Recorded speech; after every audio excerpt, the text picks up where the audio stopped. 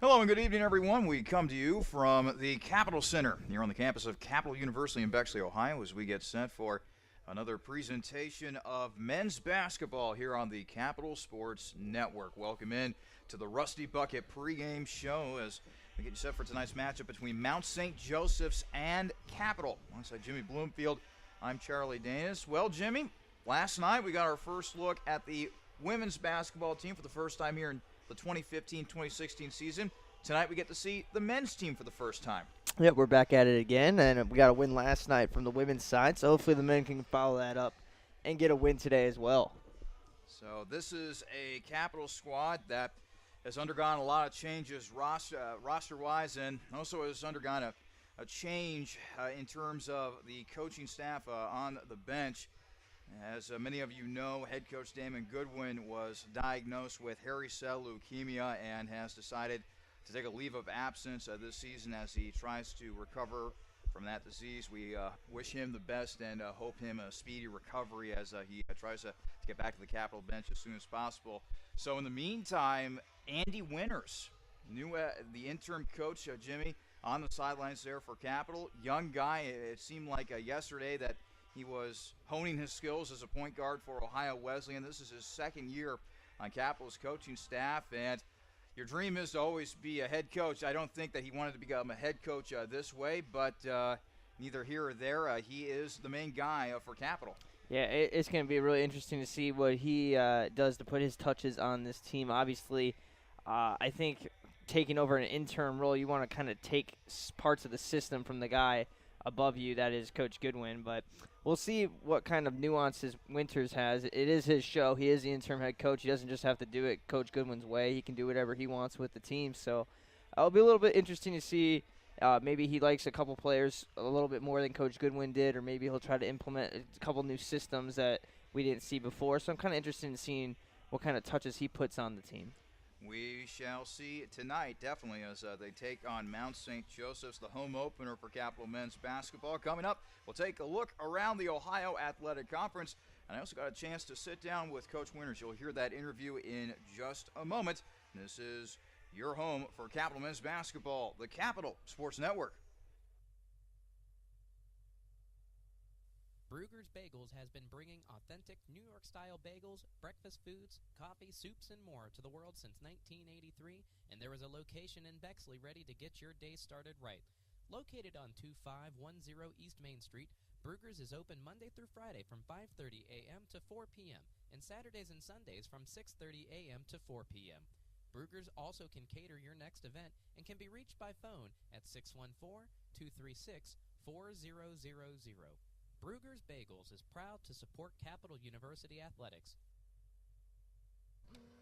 Ed, what is that bizarre contraption? It's my latest Jimmy John's online ordering enhancement, sir.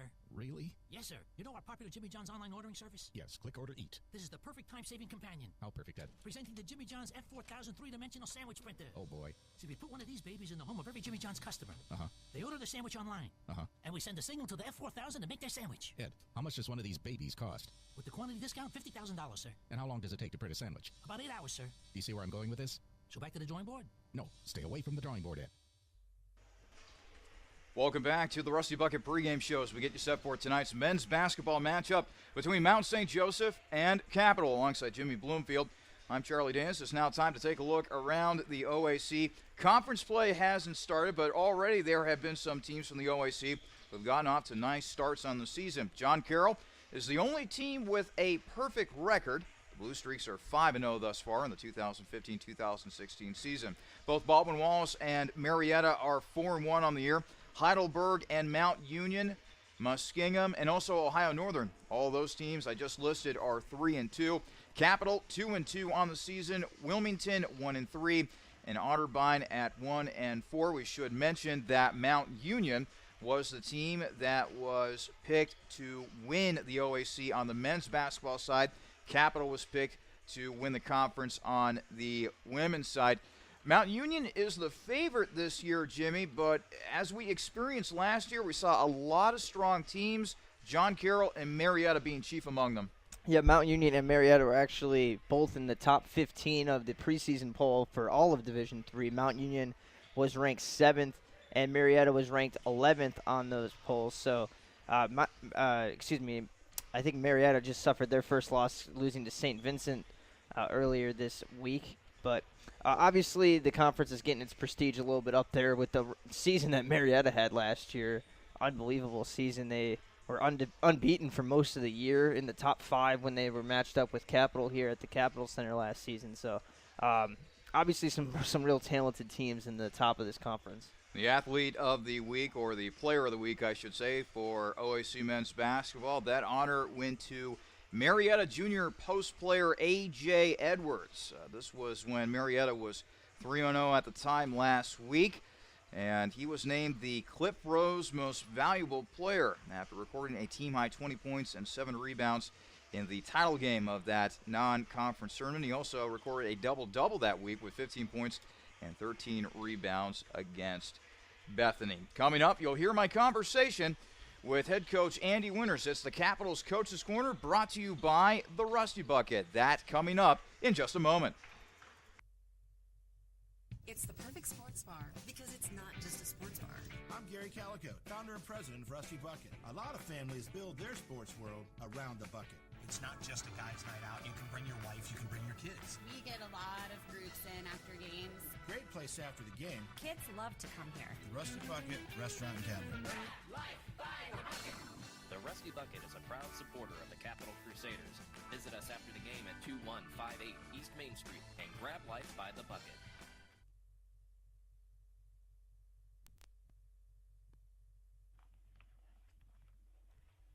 Welcome back to the pregame show as we get set for today's men's basketball matchup between Mount St. Joseph's and Capital. I'm Charlie Danis, and joining me now, the head basketball coach of the Capital men's basketball program, that being Andy Winters. Well, Coach, so far 2-2 on the season. You had that tough start with Wittenberg and Ohio Wesleyan to begin the season, but you come back with 2 wins in Sewanee, Tennessee, wins over Blackburn and Boyce. To this point, what do you make of this team so far? Well, proud of our guys, how we responded from being 0-2. I think with a young team, it could be easy to, not bounce back after playing 2 good teams and losing close games. So I'm proud of how they bounced back. I think they're hungry in the fact that we got a couple wins since those 2 games and ready for tonight. One guy that has performed admirably so far has been Mark Minch. 18.3 points per game, 7.8 rebounds per game. This is a guy that transferred in from Ohio Dominican. What do you make of his performance so far? Honestly, I've had this conversation with Mark before, and we think that he could be more aggressive. He is a type of player that can affect the game in many ways, and we actually are looking for him to be more aggressive, more selfish. Even though he's averaging a lot of points, he creates so much for himself, and he can create for others. And that's what we're asking him to, score even more than he's doing.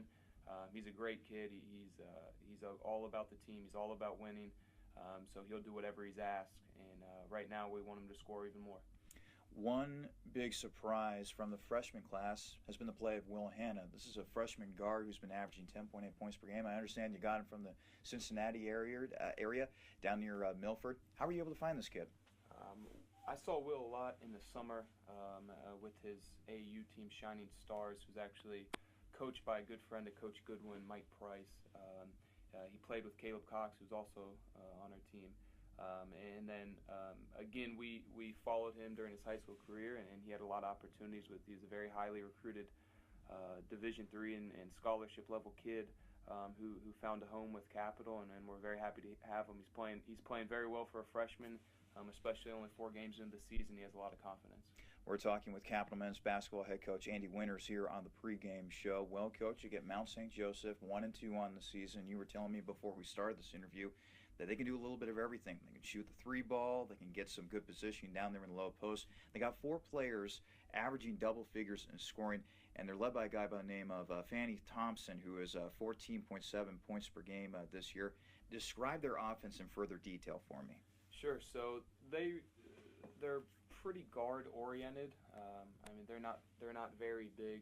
I think their center is 6'4". So again, much of their motion offense is spreading you out, backdoor cuts, dribble drive, dribble handoff. and getting paint touches. With our guys being a smaller group, we're trying to keep them out of the paint and limit their drives as much as possible, and knowing personnel and who comes in and who can score and who can drive. This is going to be a big game for you guys in that it's one of the last games during the non-conference. Pretty soon conference play is going to be coming up here rather shortly. It's also the first home game for your team. So with that being said, what are you looking for your team here as they play their first game of the season at the Cap Center? I think they'll have a lot of energy, and that's a good thing playing at home. But with a lot of energy comes sometimes a lack of focus. So I'm looking for our guys to have that energy and be focused on what we're trying to accomplish, following scouting report and doing everything that we've done for preparation so far up to this game. It's exciting. A lot of new guys on our program, so their first game they'll have a lot of energy. So just containing that energy and using it to help us rather than hurt us. Well, hopefully your boys will be able to execute the game plan today. Good luck against Mount St. Joe's, Coach. Thank you. That was head coach Andy Winters. Join us here on the pregame show. We'll have much more coming up after these words. OSU Sports Medicine is a proud supporter of Crusader student-athletes by providing sports health services for Capital University athletics and student health services. Through the work and care of team physicians and athletic trainers, it's the team behind your team. For all fans, if you're looking to improve your physical performance, recover from an injury, or stay active for a lifetime, the experts at Ohio State Sports Medicine are there for you. Visit sportsmedicine.osu.edu or call 366-4332. When looking for great food at low price, be sure to visit Peking Dynasty on the corner of Livingston and Sheridan right near the Capital University campus. Peking Dynasty has a large selection of Chinese food and sushi, along with great-tasting chicken and beef selections that can please any appetite. In addition, Capital University students receive discounts with a valid ID any day of the week. That's Peking Dynasty on the corner of Livingston and Sheridan right near the Capital campus, where we are proud to say, Go Cap! Back here at the Capitol Center as we continue to roll along here on the Rusty Bucket pregame show. Tonight, Capital opening up the home slate of the 2015-2016 season. They got a game tonight against the Lions of Mount St. Joseph's. Alongside Jimmy Bloomfield, I'm Charlie Danis. It is now time to set the table. Brought to you by Pepsi. Let's go ahead and preview Capital. Jimmy, this will be our first look at the men's team here in the 2015-2016 season, and so far so good for the Ohio Dominican transfer Mark Minch. Minch comes into this game averaging 18.3 points per game, also has been a force on the glass, just under 8 rebounds per game. So far so good for Minch, who will get to play at least one more season of college basketball here in Bexley. Yeah, also leads the team with 9 assists and 6 steals as well, so he's kind of just been the offensive guy all season long, and the D2 transfer to D3, maybe that's helping him out a little bit. But, yeah, I mean, he's been kind of a godsend because really there's not that much on this team carrying over from last season. I actually compared. We had, if you look at the live stats, it still has the stats from their last home game last year up. And just looking at the players that played in that game compared to the players on the roster now, only 6 players that played in that game are still on this roster. Chukran, Dixon, Fecco, Geisy, Jackson, and Gideon, who is really more of just kind of a reserve at the deep part of the bench. So you look at that kind of turmoil, Minch has kind of been I don't want to say a constant because he's new himself, obviously, but he's making this transition a lot easier. As Capital goes, A.J. Dixon goes. Would that be a fair assessment? Oh, absolutely. We saw that last year, too. Dixon played some phenomenal games here at home, kept them in that Marietta game, especially that one stuck out in my mind. That game was close through the first half, and then Marietta kind of kicked it into high gear. But Dixon's had some really big games. He's carried this team at times, and hopefully that continues to be the case. He can really get hot from outside, but he's a little bit streaky too. He can get into his cold stretches as well, turn the ball over a little bit too much, and force up some shots because he knows he's the guy. So seeing how the offseason has gone, and with Coach Winters now in his ear instead of Coach Goodwin, maybe something has changed in him, and he knows he has to step up to be a real leader of this team himself, and maybe that'll help out his decision-making and cut into some of those cold streaks and maybe just get him to focus on those hot streaks. In my conversation with Coach Winters, We talked about how Will Hanna has been a surprise. The freshman guard from Milford, Ohio, averaging 10.8 points per game so far here in 2015-2016. And Jimmy, Hanna is part of a slew of freshmen who promise to get a lot of playing time here tonight. Yeah, this team has been desperate for some three-point shooting. They have Dixon, obviously, and Tyrell Jackson's been a nice shooter for them over the years as well. But besides that, they didn't really have any kind of outside threats. They have Will Hanna and Michael Green as well. Both have started this season for them. Green shooting 30% from outside and Hanna shooting 29% from outside. So their numbers are still a little bit low, but they have at least shown the ability to make outside shots, and that's going to be really big for this team. Last season, three-point shooting was probably their biggest weakness, I would say. Again, they only had one or two shooters that could really shoot it from out there, and it's pretty easy to key on one or two guys. But if you can stretch the floor with 3 or 4 guys who can make an outside shot, it's going to help out your offense, especially down low.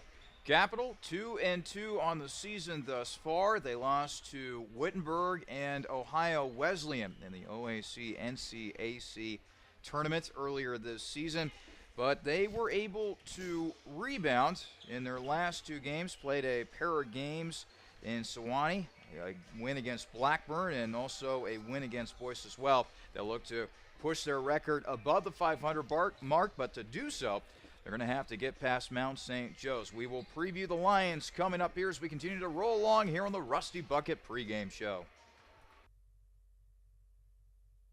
I wanted to fly. They said I couldn't. So I built a plane, then a spaceship, then I went to the moon. I invented jazz, hip-hop, rock and roll. Some called it noise. I said it was music. I wrote a letter and sent it by ponies. It didn't get to you fast enough, so I used trucks and ships. But still, they weren't fast enough for me. So I lost the paper and the ink. I sent it by magic. I called it email. I made up new words: jukebox, bling, Google. And I decided some old words weren't okay to say ever again. The mustache. I tried to bring that back 17 times. I wore knickerbockers and shoulder pads, poodle skirts and flannel. When I came back from World War II, all I had was a t-shirt. So I made that cool. In fact, I invented cool. Who am I? I'm the spirit of youth. It's my job to move the world forward. Pepsi. Every generation refreshes the world. Welcome back to the Rusty Bucket pregame show. Capital taking on Mount St. Joseph's in a men's basketball tilt here on the Capital Sports Network. Well, we set the table for Capital. It's now time to set the table for the Lions of Mount St. Joseph. This is brought to you by Capital Dining Services. Well, Jimmy, as I was talking about with Coach Winters, this is a Lions squad that is very multifaceted on offense. They're not particularly big, particularly on the inside, but they play that small ball that has been revolutionizing basketball all over the place these days. They really like to spread you out. They really like to find open shots along the perimeter, and it has shown. They got 4 players averaging double figures in scoring. Yeah, they do, but just looking at their overall statistics, it doesn't look like they excel at a whole lot. They're just above average in a lot of different areas, and that's kind of been their MO over the last few years. A very good team in the past 2 seasons, finishing well over 500, in most cases close to about 60-65% win percentage over the last 2 years before having that losing season a couple years ago. And this team looks like it's on the uprise.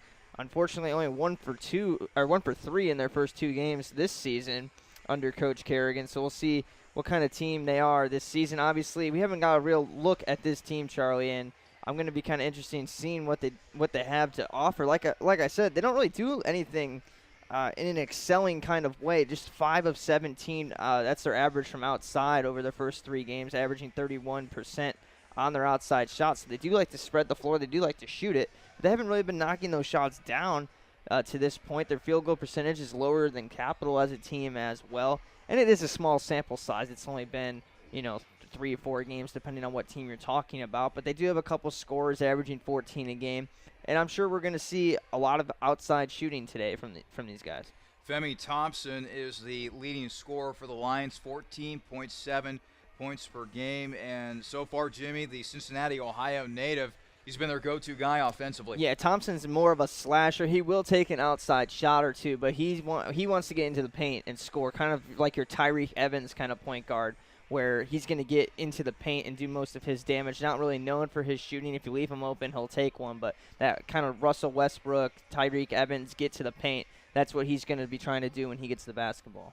We'll take another break. When we come back, we'll tell you what the keys to victory will be in this game as Capital plays host to Mount St. Joseph in their home opener. This is Capital Men's Basketball here on the Capital Sports Network.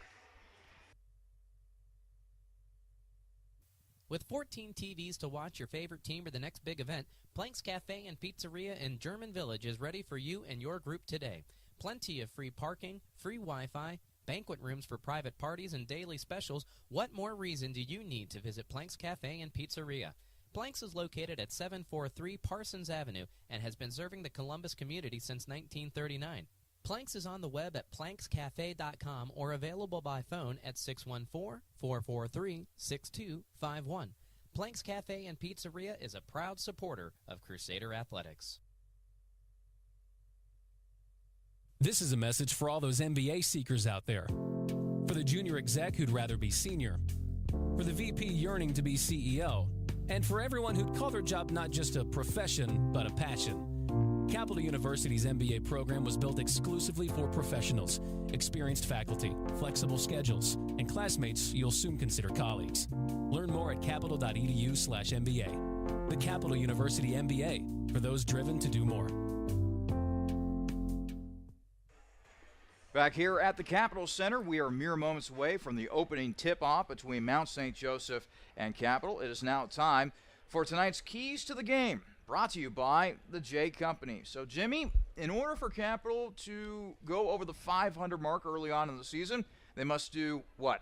I think the three-point line is going to be a big decider in this game. Can we make some outside shots and space the floor? And on the other side, can we defend the three? Kind of the same story as last year. I do think they'll do a much better job this season of that. Some of these freshmen have shown the ability to make some outside shots, and that's been huge for this team. I think, secondly, that Femi Thompson versus A.J. Dixon matchup is going to be really big in this one. Both of those teams are both those players kind of the go-to guy offensively for each side when push comes to shove, and Thompson and Dixon will probably be matched up on one another as well. So I'm looking at that matchup, see who can excel between those two guys there. And thirdly, just kind of the atmosphere here at home, how it's going to impact this game. This is our first home game. Again, Coach Winters making his first home start. All those things kind of come to the table, and just kind of seeing how this team reacts to playing at home, especially after the long Thanksgiving break. I'll be interested to see how they come out, and they need a quick start today, I think. This is the home debut for Capital here in 2015-2016. Also the home debut for interim head coach Andy Winters, and he's looking to have a successful contest here tonight as they host the Lions of Mount St. Joseph. We'll take another timeout. When we come back, we'll have the starting lineups and the opening tip-off. You have been listening to the Rusty Bucket pregame show here on your home for Capital Men's Basketball, the Capital Sports Network. Just as fresh as its pizza, Donato's is fresh off of its 50th anniversary and still serving the Columbus area with pride. Now introducing online ordering, Donato's Pizza is ready for your order at any time from anywhere. Donato's also features a gluten-free menu and will even cater your next big event. Donato's Pizza in Bexley is located at 2800 East Main Street and is available by phone at 614-235-4477. Donato's Pizza, proud supporter of Capital Crusader Athletics. Dill's Greenhouse is a local family business dedicated to offering the best shopping experience and honest prices for your gardening needs. If you're in need of annuals, perennials, vegetable plants, or any variety of gardening tools and resources, Dill's Greenhouse is more than happy to get you on the right path. Dill's Greenhouse is located at 5800 Rager Road in Groveport, Ohio, and is open 7 days a week. Visit them online for more information at dillsgreenhouse.net. Dill's Greenhouse. Only nature does it better. Hello, everybody. I'm Keith Jackson. For 50 years, I've witnessed some of the greatest contests in college football. Young men in competition, reaching for their potential at the highest level. But their courage is more than matched by another group of young men, the boys fighting Duchenne muscular dystrophy. It is the most prolific genetic killer diagnosed in childhood, and there is no cure. But college football coaches are doing something about it, and you can help. It's called Coach to Cure MD. Text the word CURE, C-U-R-E, to 90999 to donate $5 on your next mobile phone bill, or go online at coachtocuremd.org.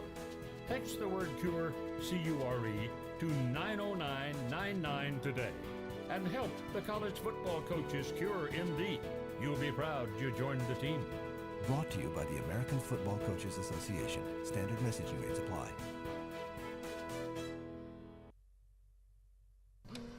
Ed, what is that bizarre contraption? It's my latest Jimmy John's online ordering enhancement, sir. Really? Yes, sir. You know our popular Jimmy John's online ordering service? Yes, click, order, eat. This is the perfect time-saving companion. How perfect, Ed? Presenting the Jimmy John's F4000 three-dimensional sandwich printer. Oh, boy. See, we put one of these babies in the home of every Jimmy John's customer. Uh-huh. They order the sandwich online. Uh-huh. And we send a signal to the F4000 to make their sandwich. Ed, how much does one of these babies cost? With the quantity discount, $50,000, sir. And how long does it take to print a sandwich? About 8 hours, sir. Do you see where I'm going with this? So back to the drawing board? No, stay away from the drawing board, Ed.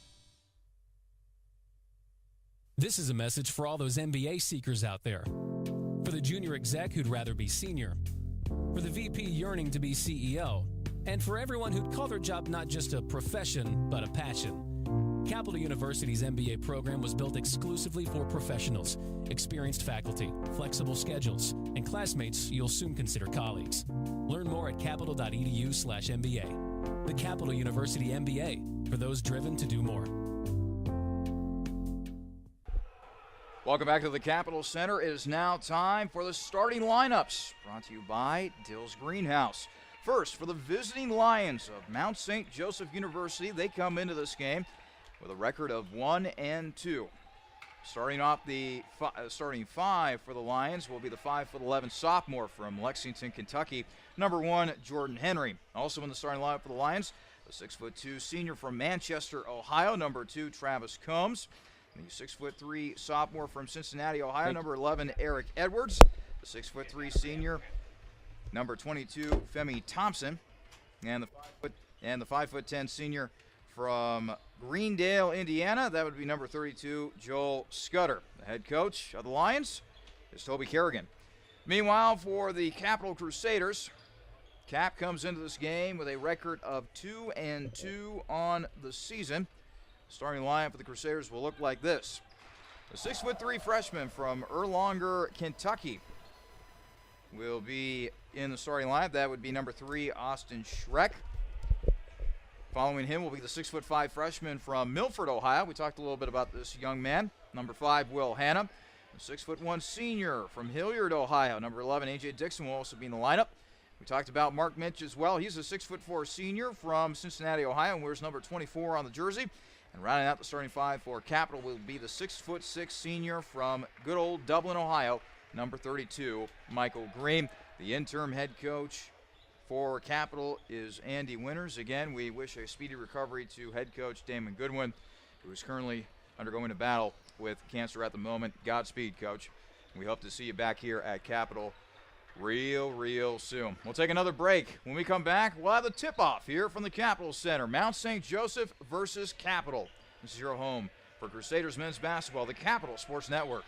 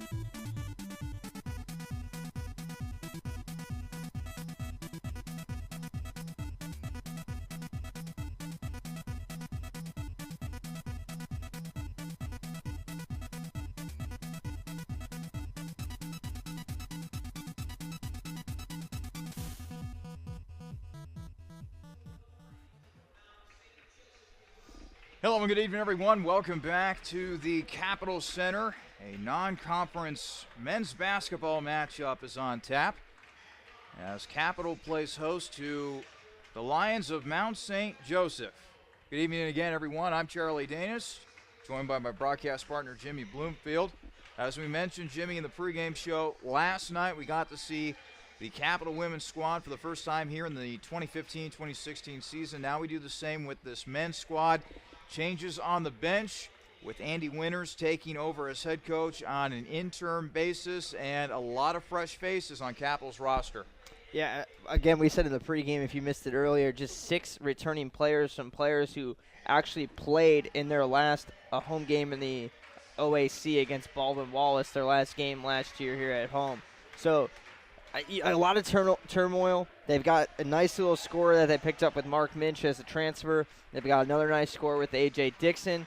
And they've got a couple other contributors who are going to come off the bench. You're going to see some more familiar faces off the bench than you will in the starting lineup. So if you're looking at today's game for the first time, who are these guys? Well, there's some freshmen that can shoot the basketball, and you'll see some familiar faces coming off the bench. Your Drew Feckos, your Kurt Geises, Brendan Chukran. You'll see those guys play later in this game as well. In case you missed the starting lineups for Mount St. Joseph, Jordan Henry, Travis Combs, Eric Edwards, Femi Thompson, and Joel Scudder make up the starting 5 for the Lions. Meanwhile, for Capitol, Austin Schreck, Will Hanna, A.J. Dixon, Mark Minch, and Michael Green are out there on the floor for the purple and white. Let's now get to tonight's opening tip-off, brought to you by Zoe's Cafe. And as we mentioned last night, Capitol getting a makeover on the floor, a lighter tint of wood, I guess you could call it, Jimmy, when it comes to the center of the court, with a darker tint outlining the court. Also some block Capitol script along the sidelines as well. And that's not the only new changes. Capitol also has some new uniforms. Yeah, a little bit of a cleaner look on both. Lots of white in the uniform, and actually some white lettering of the Capitol, which is a little bit odd. And looks like they've all have the same shoes, which is kind of a different thing from last year as well. Everybody wearing gray shoes. Right. Everyone's got gray Jordans on, so nice little upgrade there as well. Eric Edwards and Mark Minch will go for the opening tip, and Minch wins it for the Crusaders, and we are underway here at the Cap Center. A.J. Dixon, senior from Hilliard, on the left wing. He'll now feed it on over to Chukran. Chukran to the right wing. Flips it over to Hanna. Now it's flipped all the way around to A.J. Dixon on the left wing. 11 seconds on the shot clock. Chukran over to Hanna. Now inside to Green. Back outside for 3. And it swishes through for Will Hanna. There you go. Inserted into the starting lineup 2 games ago and has kept that spot. Freshman from Milford, Ohio, just outside of the Queen City of Cincinnati. 3-0 lead for Capitol with 19:20 remaining in the first half. Now it's Mount St. Joseph's. Joel Scudder trying to drive the lane. Now he kicks it back out. It's swung around to Jordan Henry. Now over to Eric Edwards. 8 seconds on the shot clock. Back outside. 3-pointer on the way for Combs. That is no good, and the rebound is corralled by Minch. Minch is looking to push it, but now he'll slow his roll a little bit here as Capitol will now go into the half-court offense. Handling the ball is Austin Schreck. Now over to Hanna. Hanna over to Dixon. Bounce pass to Hanna. Inside, back outside, and the 3-pointer is no good for Austin Schreck. And it is Mount St. Joseph who comes away with the basketball. 2 quality looks on their first 2 possessions, though, Charlie. 18:33 remaining in the first half. Capitol out to a 3-0 lead thanks to a 3-pointer made by Will Hanna. Lions once again back with the basketball. Jordan Henry now towards midcourt. And now a timeout is going to be taken by Mount St. Joseph. And I'm here to tell you right now, Toby Kerrigan is hot, hot, hot. I think he did not like that play call at all. We'll step aside for a moment. 18:22 remaining in the first half. Capitol 3, Mount St. Joseph nothing. This is your home for Crusader men's basketball, the Capitol Sports Network.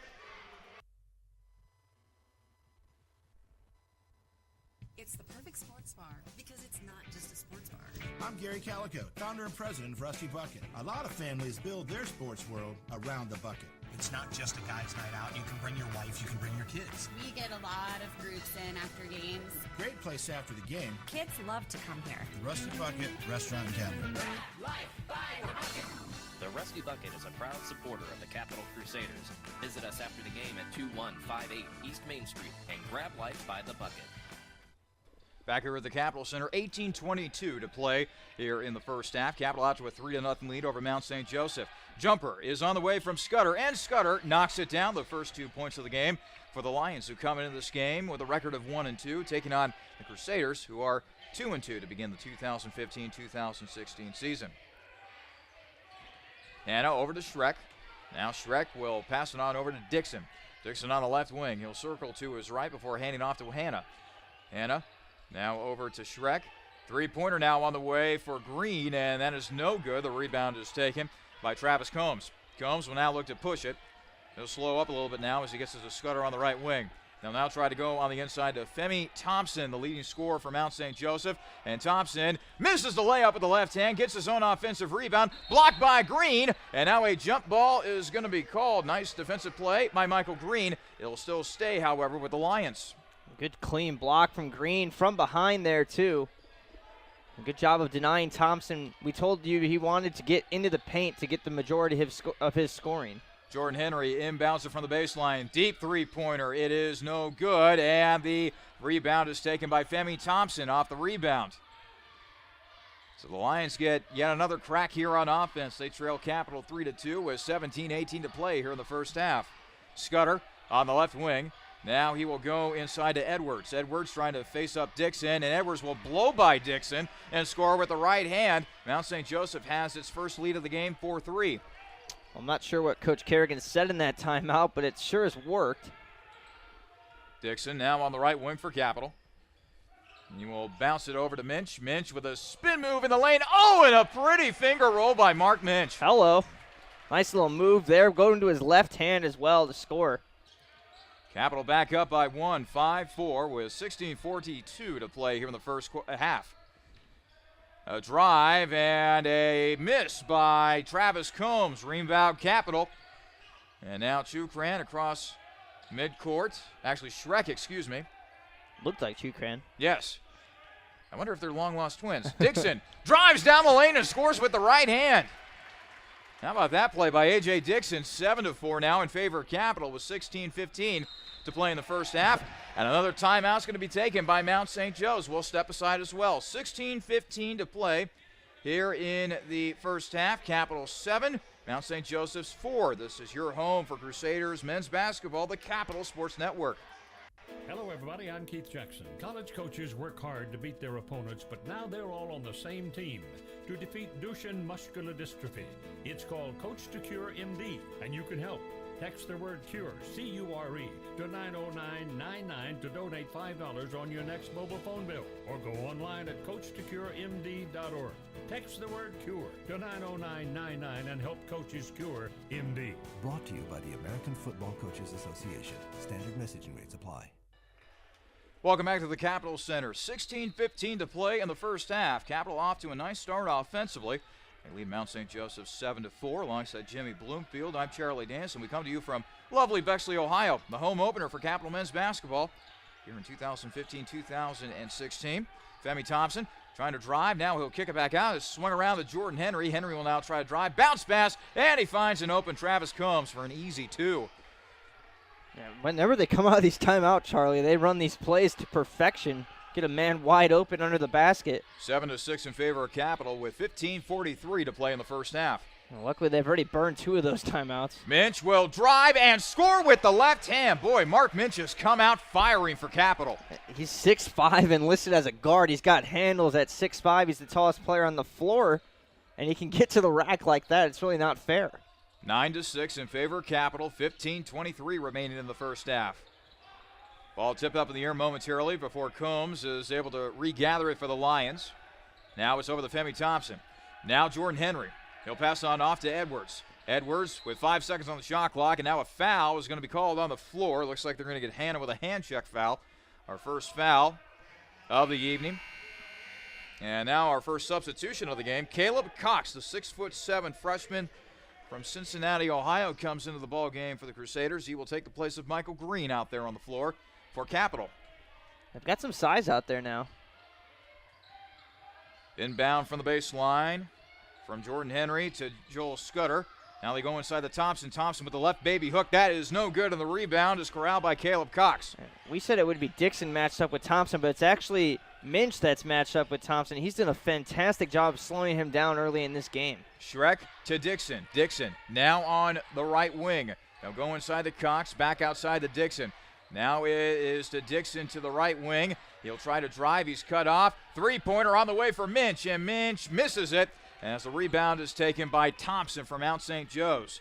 9-6 in favor of Capital. Coming up on 14.5 to play here in the first half. They will now go inside to Edwards. Edwards will turn around, stop, pop, and miss it as the rebound is taken by Caleb Cox. Already the second rebound in this game for Cox, who just recently came off the bench for Capital. Dixon, meanwhile, on the right wing. Now they swing it on over to Schreck. Actually, no, that would be Will Hanna, excuse me. Hanna will go inside the Cox. Back outside to Hanna. Hanna will pop it, and it is no good from three-point range as the rebound is taken by Jordan Henry. Henry now across half court to the right wing. They'll go inside to Femi Thompson once again, being face guarded by Minch. Thompson with a back down move. He'll put up a shot, and this time he gets it to go. Minch voicing his displeasure of one of the referees as he thought Thompson might have taken a few too many steps in the post, but looked clean to me. It just looked like a good move going to his left hand. Nothing you can really do if you're Minch to defend that better. Capital 9, Mount St. Joe's 8. 13.5 to play here in the first half. Dixon to Hanna. Hanna on the right wing. They go inside the Cox. Cox with a little bounce pass, and Minch had it knocked away, and the foul will be called, I believe, on Joel Scudder, the 5'10" senior from Greendale, Indiana. And that'll be the first foul on Mount St. Joe's, and now a slew of substitutions here for Capital. We have, let's see here, Joe Thomas. Gavin Wildermuth, I think, also checked in. Actually, no, Kirk Geisey, excuse me. Yeah, Wildermuth out there as well. Those are the three. And on the right wing, gets it to Kirk Geisey. Now it's over to Wildermuth. Geisey on the right wing will try to go baseline, but he is cut off. He'll be forced back to the perimeter. It's swung around to Will Hanna. Now they go inside, and the layup converted by Joe Thomas, the big 6'4" freshman from right here in Columbus. Look at him bang it inside there. A former star of Centennial High School, and yes, that is their nickname. In fact, they name their student section the Galaxy. Ha ha ha. For those of the solar system ilk. 11-8 in favor of Capital. 12:45 to play here in the first half. Battle for a loose ball, and Cox comes away with it for Capital. Kirk Geisey on the left wing. Now it's swung around to Wildermuth, and Wildermuth is going to be called for an offensive charge. Might have gotten away with a forearm right there. It was a legal screen, actually, got it, there okay. on Joe Thomas setting a pick for him there. Got called for an illegal screen. You've seen that Capital has used more substitutions in this game just based on minutes per game. Mount St. Joe's relies heavily on their starters. Jordan Henry averages 34 a game. Scudder 37 minutes a game. Thompson and Edwards each average 32 a game. So don't be surprised if you don't see that many substitutes on the Mount St. Joe side. And by the way, A.J. Dixon has just checked back in for Capital, and now a foul, I believe, is going to be called against Cox as he was guarding Eric Edwards on the perimeter. Don't stop the clock with 12:14 to play here in the first half. Capital out to an 11-8 lead over the Lions of Mount St. Joe's.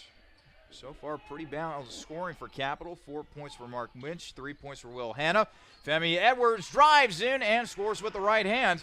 And now Mount St. Joe's is only down by 1, 11-10 with 12 minutes to play here in the first half. Yeah, they need to get someone out there that can guard Thompson because right now he pretty much has a mismatch with each of the 5 players on the floor. Joe Thomas hands off to Dixon. Now Dixon will bounce it on over to Geisey. 15 seconds on the shot clock. Dixon on the inside to Cox. Back outside to Dixon, who will let loose a 3 and drain it. In Thompson's face, too. 14-10, Capital leading Mount St. Joe's. 11:35 to play here in the first half. Ball tipped up in the air momentarily. Andrew Finley, who was recently checked into the game for Mount St. Joe's. Now it's over to Thompson. Thompson drives in and scores. Boy, Will Thomas, or Joe Thomas, I should say, was no match for him on that drive. He's too quick. He's too quick with that first step for Thomas to recover. They need to switch Dixon onto him or someone that can guard that first step. Capital 14, Mount St. Joe's 12, 11:07 to play in the first half. Dixon trying to drive, pulls up for a 15-footer, and it will not rattle home. Battle for the ball, and it will not go for Joe Thomas, excuse me. And now the ball will go out of bounds. It will stay with Mount St. Joe's. Yeah, it was dribbled out of bounds by a player on St. Joe's trying to recover the basketball. Minch is back in, and I'm sure Coach Winters saw the abuse on the defensive matchup there. Got to get Minch back into the guard Thompson. Well, right now he's talking to Joe Thomas, just telling him what to do defensively the next time he goes back in there. Geisy will now pull up for a three and hits it. Kurt Geisy, the junior from Delphus, Ohio. Wow. 17-12 lead for Capital. 10:32 to play here in the first half, and Capital's looking pretty good from the perimeter, Jimmy. And Mount St. Joe's has a grown man about to check into the ball game, Charlie. I'm not sure if you see him down here by the scorer's table, but well, we'll introduce him to the listening audience in just a moment. I can tell what you're talking about. They'll now go inside the low block to Eric Edwards. Edwards will now swing it out. Three-pointer on the way for Henry, and Henry misses it. No good as Minch collects the rebound for Capital.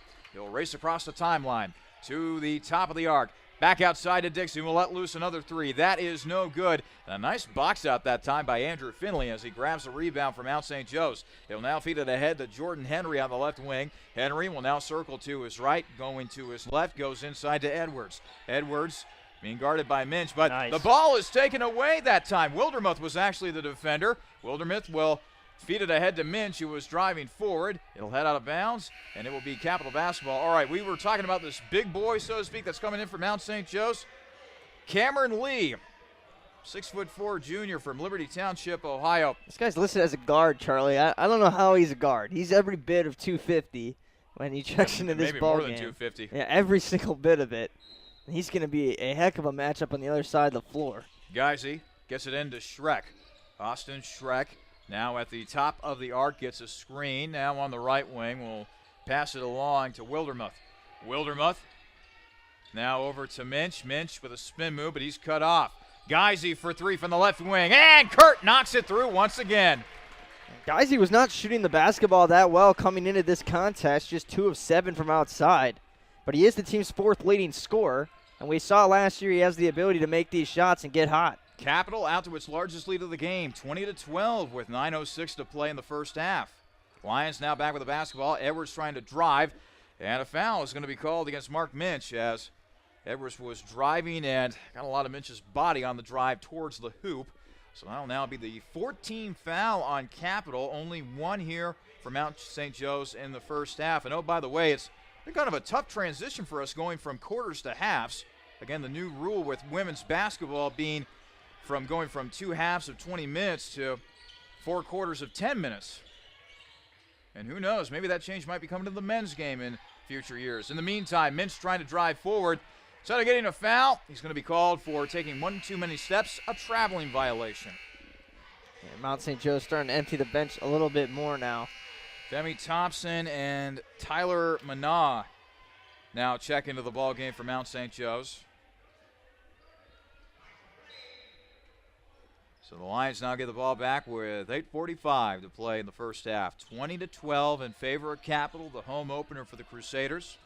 Thompson gives it to Manah, back to Thompson, back outside, but Minch with a nice defensive play that time, and then Kurt Geisy saves the loose ball going out of bounds. Capital forces yet another turnover.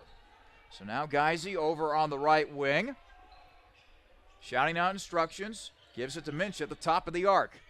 Minch trying to decide where he wants to go with the basketball. He will pass it off to Schreck. Schreck was fouled on his way to the bucket, so now he will go to the free throw line to shoot a pair. Second team foul on Mount St. Joe's. Austin Schreck, 6'3" freshman from Erlanger, Kentucky, went to Dixie Heights High School. Talked about the three-point line being a big story in this game. Charlie, Capital 4 for 9 from outside to this point, and Mount St. Joe's 0 for 3. Difference of 12 points. Schreck swishes it through on his first free throw attempt. He's a 55.6% free throw shooter so far on the season.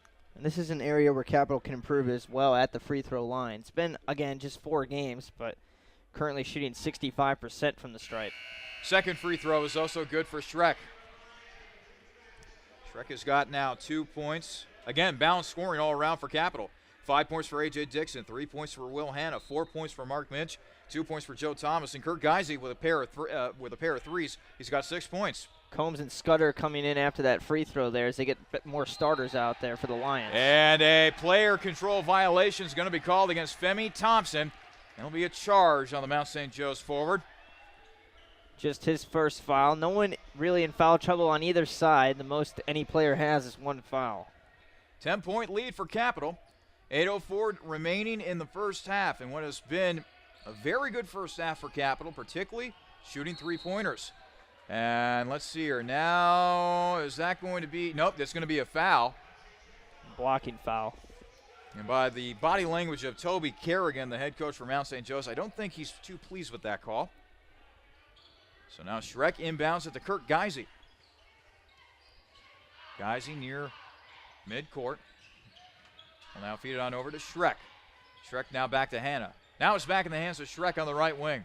Schreck swings it over to Michael Green, who checked back into the ball game for Capital. Now it's inside to Joe Thomas. Thomas is battling net and gets the bucket and a foul. Joe Thomas doing some work down there in the lane. And with Bulka and Danoff graduating from last year, they really need some guys that can step in and be physical down low, and Joe Thomas has done that to this point. So Thomas will now go to the free throw line. And by the way, speaking of Andrew Bulka, he's in the house. Yeah, we saw him down here in the crowd in front of us. Very good post player for Capital. He did yeoman's work for the Crusaders last year in the post. Thomas knocks through the free throw, completing the three-point play. He's got 5 himself now, too. And Capital keeps on stretching this lead over Mount St. Joe's. They now lead the Lions 25-12. 7.5 to go here in the first period. Femi Thompson, top of the arc, trying to drive, and a foul is going to be called against Capital. This will be the 15th foul on the Crusaders. Again, something to monitor this season, the new hand check rules. It's just becoming more and more difficult to be a defender in college basketball, Jimmy. And they got Michael Green there for being too aggressive. Thompson really likes to go to his left hand. I'm not sure if he is left-handed or not based on the way he's shooting to this point. I'm going to keep an eye on that as he comes to the bench now.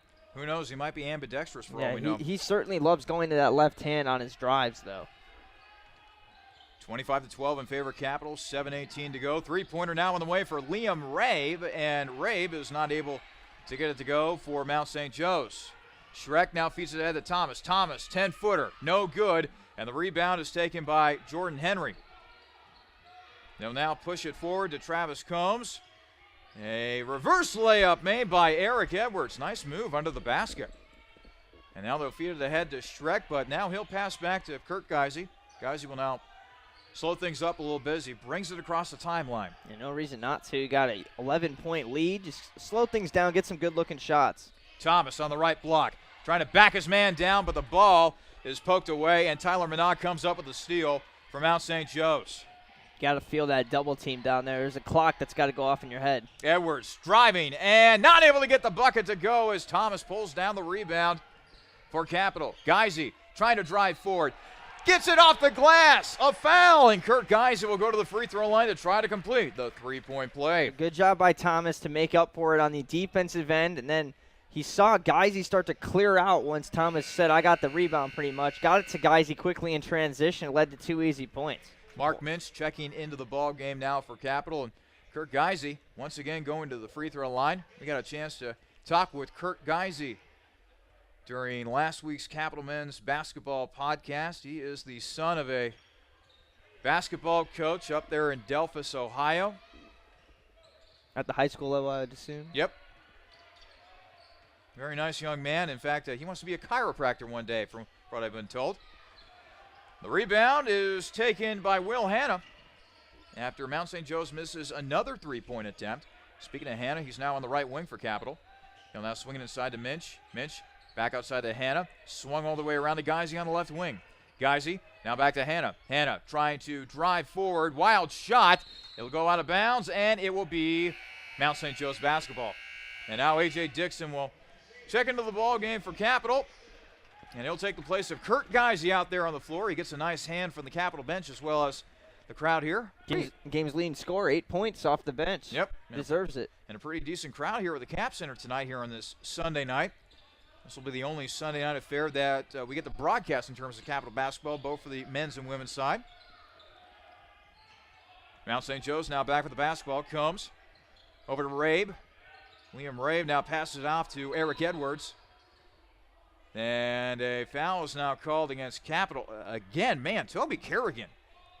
Whenever something is going against his team in terms of calls, he is stomping his foot, he's pointing his finger. I mean, he's trying to help the referees out as best he can, Jimmy. Ref looks a lot like Steve Harvey as well. I don't know if you noticed. Actually, he looks a little bit like John Lucas. Got a similar mustache to Steve Harvey. That's what I thought of. Tell you one thing's for sure, he's got a shiny dome too. Looks like that's Mo Kincaid, our head referee. Drive on in the inside, and Edwards misses it. Rebound taken by Schreck. Now it's over to Dixon. By the way, Mo Kincaid, Brad Wilkins, and James Curran are your officials tonight.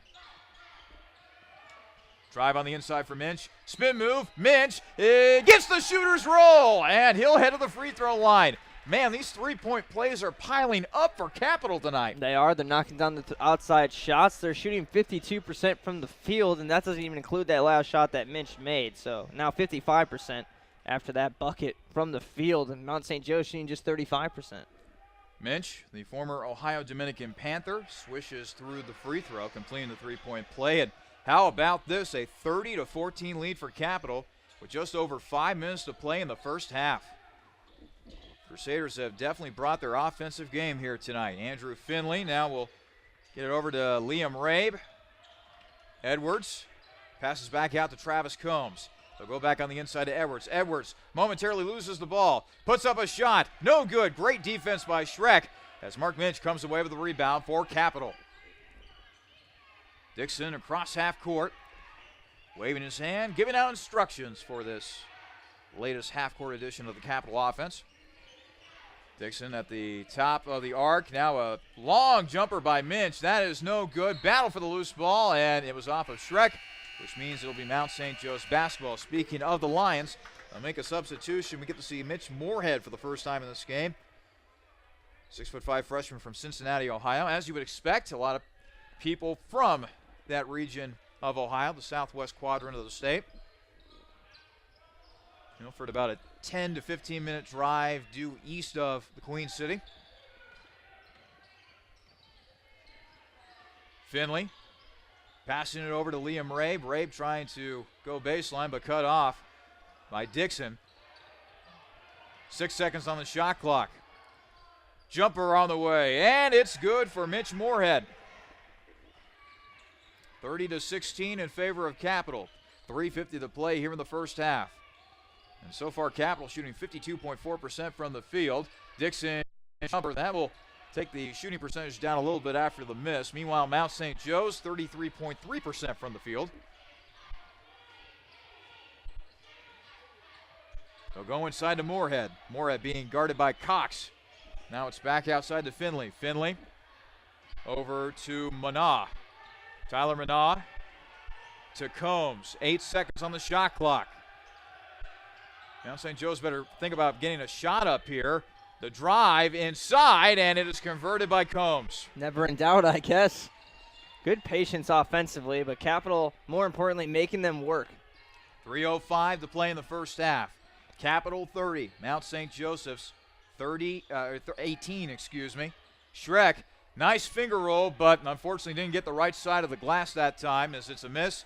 And Mount St. Joe's comes away with the basketball. Capital cooling off here a little bit, but they still got that big lead with 2:45 remaining in the first half. You just got to kind of protect this lead and keep it as large as you can going into the locker room. Nice tip by Will Hanna, forcing a turnover for Capital. Dixon now says, okay, let's slow things up. And now a timeout is going to be taken by Andy Winters. We'll step aside as well. 2:35 remaining in the first half. Capital 30, Mount St. Joseph's 18. This is your home For Crusaders men's basketball, the Capital Sports Network. It's the perfect sports bar because it's not just a sports bar. I'm Gary Calico, founder and president of Rusty Bucket. A lot of families build their sports world around the bucket. It's not just a guy's night out. You can bring your wife, you can bring your kids. We get a lot of groups in after games. Great place after the game. Kids love to come here. The Rusty Bucket Restaurant and Tavern. The Rusty Bucket is a proud supporter of the Capital Crusaders. Visit us after the game at 2158 East Main Street and grab life by the bucket. Welcome back to the Capital Center. 2:35 remaining in the first half. Capital 30, Mount St. Joseph's 18. Charlie Danis alongside Jimmy Bloomfield. And Jimmy, the big reason why Capital has this big lead, they have been doing great things on the offensive side. Yeah, 11 for 23 from the field, 48%, 4 for 9 from outside, 4 for 5 at the free throw line. They're winning the rebounding margin 14-13. Only 2 turnovers to this point as well. Taking care of the basketball, that usually leads to success. Hannah trying to drive baseline for Cap, but he is cut off. Now it is back outside to Wildermuth, who checks back into the ballgame for Capital. It's over to Mark Minch. Minch drives, somehow kicks it off to Wildermuth for 3, who makes it go through. We don't know a whole lot about him. This is his first game of the season. We do know that he's a 6'3" freshman from Botkins, Ohio, so we'll start there. And we know he can shoot the basketball at least a little bit after knocking that one down. Hold on the inside is now going to be called. It's going to be a bonus situation. So that'll be the 17th foul on looks Capital. like Already 17 fouls as well on Mount St. Joe. So both teams will be in the bonus here the rest of the way with 1:59 remaining in the first half. Capital 33, Mount St. Joseph's 18. Still a 1-and-1 situation, remember, as the women's game has changed the quarters and it messed with the foul situation there. Still the same old rules here at the men's level. The only difference from last year being that the shot clock is now 30 seconds as opposed to 35. A couple substitutions for Capital. We see Joe Thomas come back into the ball game. And now Tyrell Jackson, hey, look at that. He grabs the rebound off the missed free throw. He checks into the ball game as well. We'll see what Tyrell can do here for Cap. Dixon, meanwhile, with the basketball. He's at the top of the arc. He'll pass it on over to Will Hannah. Hannah will circle to his left to Jackson. Now over to Wildermuth. Wildermuth driving, kicking it back out to Dixon. Back out to Hannah for 3. Will Hannah, no good.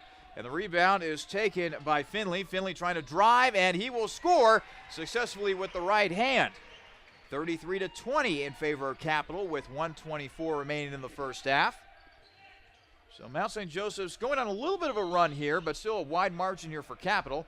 And now a foul, I believe, is going to be called against Andrew Finley as he stuck his hand in there at the last moment against Dixon. Dixon's only gone to the free throw line 5 times this season in 4 games for Cap. That's something that's got to change. So now Dixon goes to the free throw line. Went to Hilliard Bradley here in the Columbus area. Obviously a Hilliard, Ohio native, 6'1" senior. And Dixon makes the first free throw. Very good free throw shooter. Here comes the second free throw, and he converts. And good job, Jimmy. You didn't jinx him that time. Held my breath after I said it a little bit. 35-20 in favor of Capital. 1:10 remaining in what has been a spectacular first half offensively for Capital. Swung around to Travis Combs. They go inside to Moorhead. Moorhead off the glass and in. I tell you, this halftime's coming at a good time because Mount St. Joe's is starting to find their role a little bit. And Coach Winters is going to have a nice lead as they go into the locker room, but he's going to have to make some adjustments defensively, I think. Dixon over to Hannah on the left wing. Hannah will now skip it on over to Dixon for 3. A.J. knocks it through from the right wing. That equals their largest lead of the game, just as I say that, Charlie. 38-22, Capital with the lead. And now a steal. Will Hannah takes it the distance. And he might have gotten a little bit of rim as well. Maybe a little bit. Maybe a little. It rattled a little bit. We'll give him a little bit on the rim grazer. 20 seconds remaining. 40-22. Capital up by 18. And now Mount St. Joe's will hold for the last shot of the half. Andrew Finley out near half court. Now he will attempt to drive. Step back 3 for Finley. No good. Rebound by Moorhead. 2 seconds. Another shot. Missed. Out of bounds.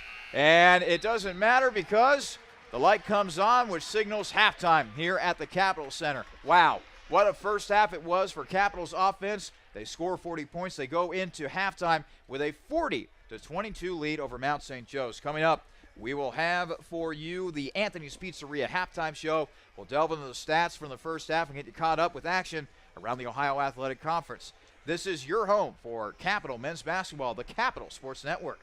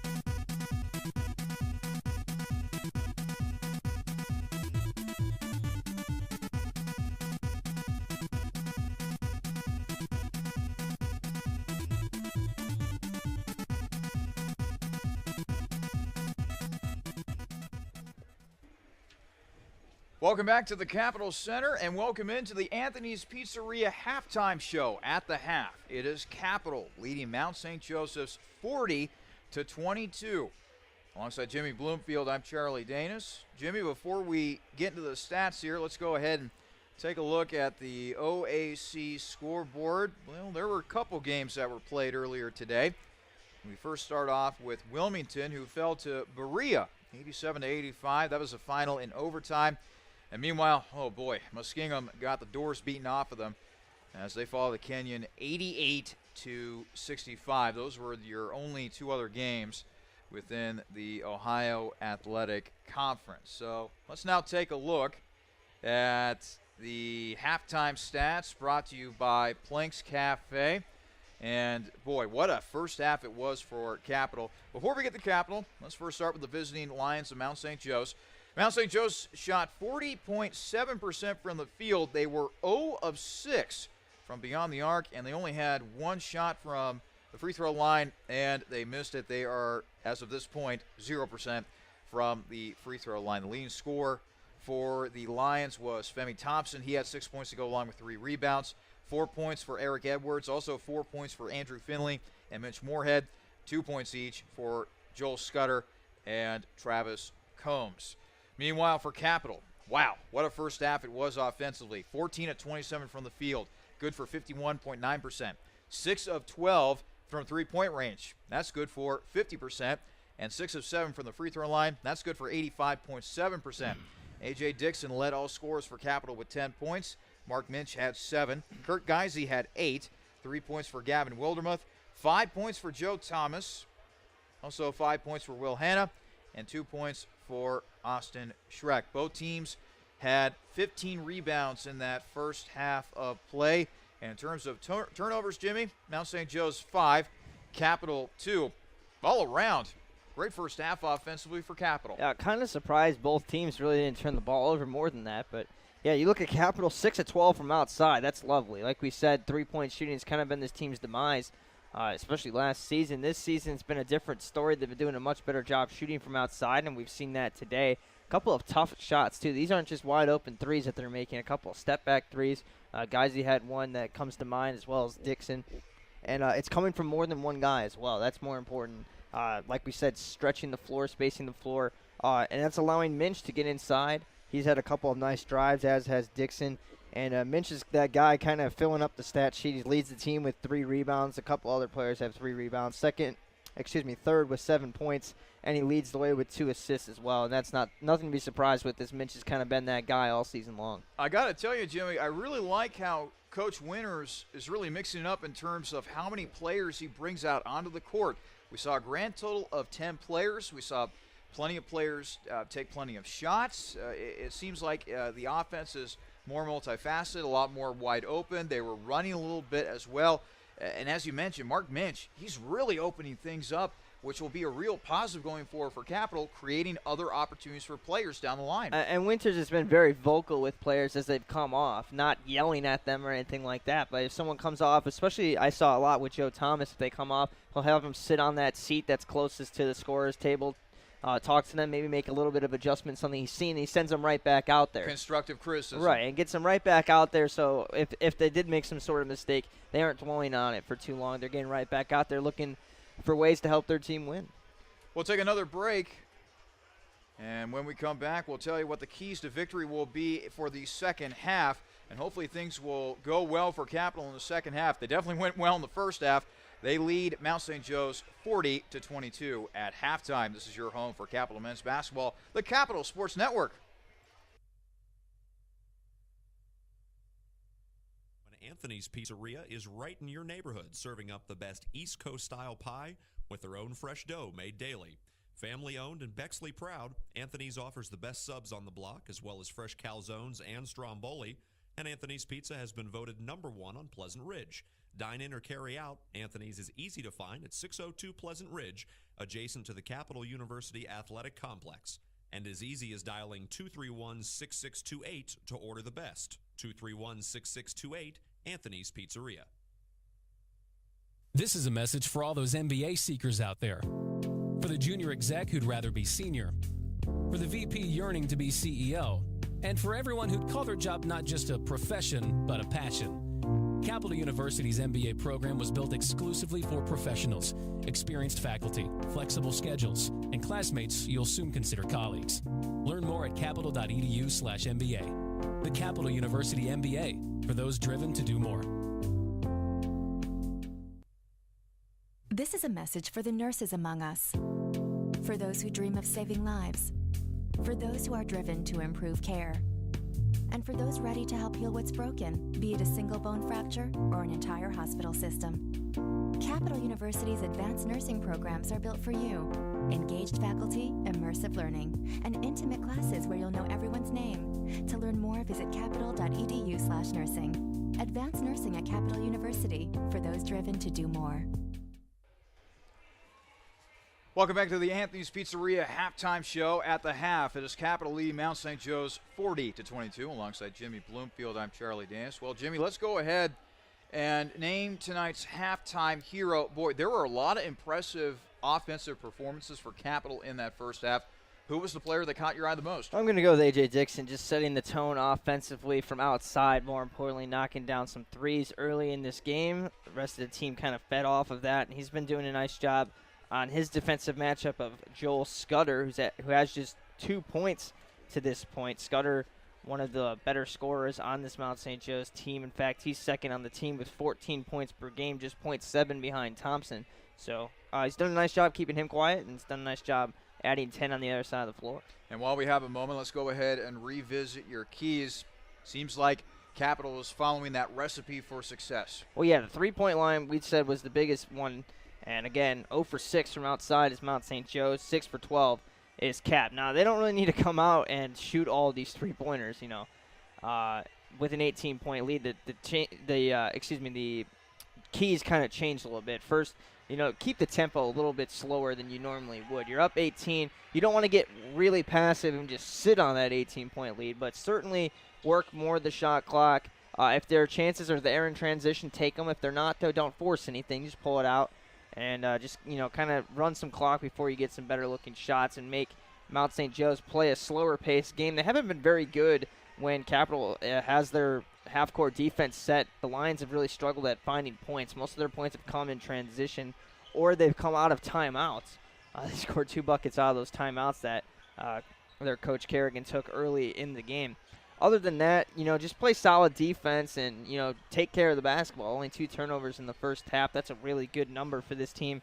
Coming in, they've averaged 12.3 turnovers, a very low number of turnovers that they've averaged per game. And if they can continue to take care of the basketball, just get good shots up, should be a good win for this team. Capital looking to go over the 500 mark for the first time in the 2015-2016 season.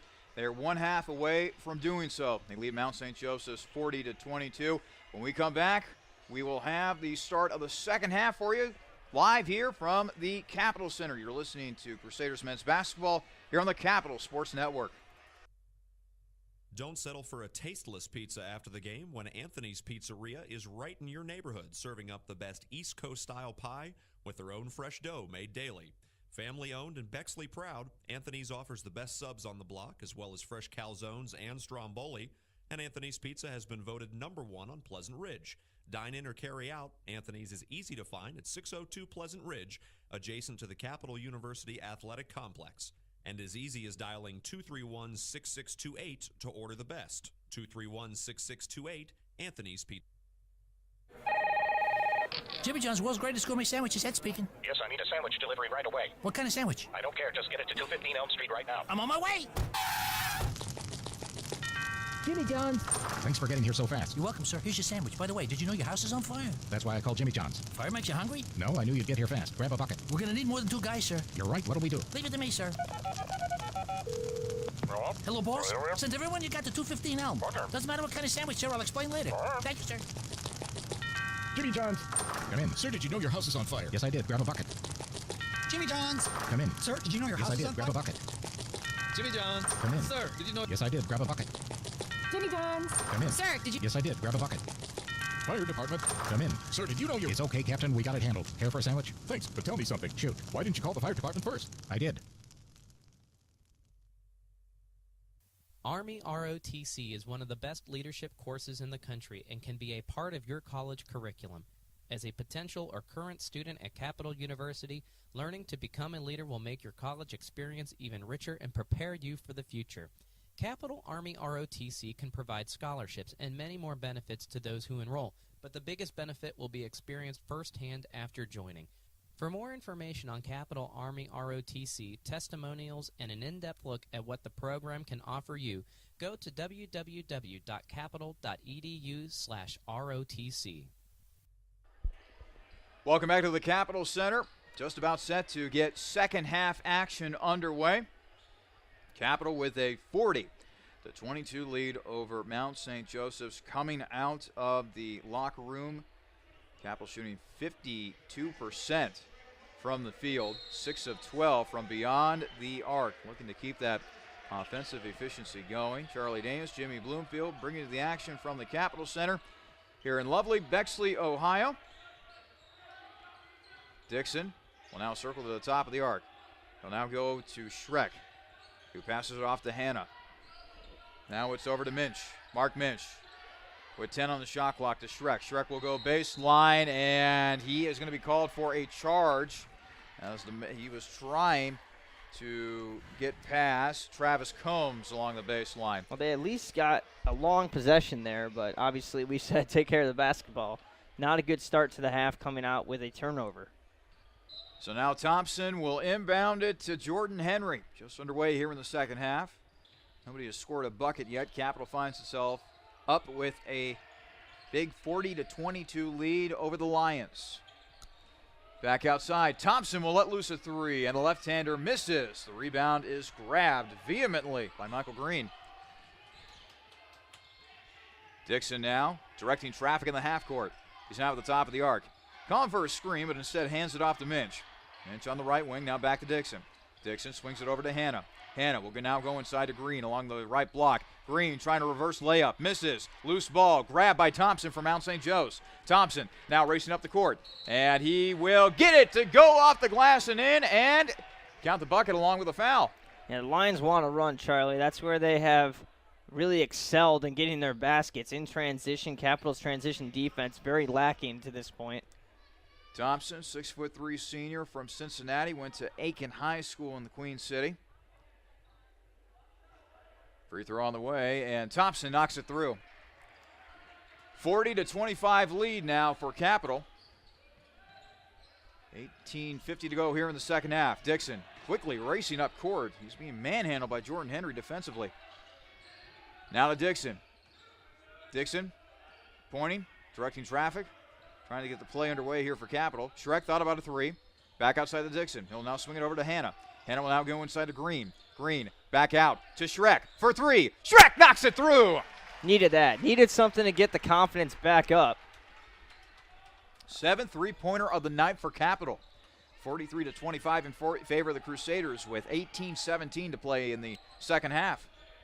Thompson trying to drive against this man, but he'll be forced to kick it back out to Eric Edwards. Edwards will now go to his right. He'll hand off to Thompson on a curl. Thompson with the jumper. That is no good. Knocked out of bounds, and it will be Capital basketball. And you just see how stagnant they are on their offensive end of the floor when Capital gets set. Not able to do anything with the basketball. Well, it seems like Thompson's doing all the work offensively. Yeah, everybody's just lollygagging around. Exactly, and Thompson has been getting to the bucket more easily in transition than he is in the half court. Minch on the right wing.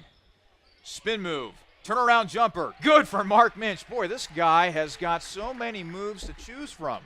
Yeah, if you need a basket, just give this guy the ball and get out of the way. Let him create, that is for sure. 45-25 in favor of Capital.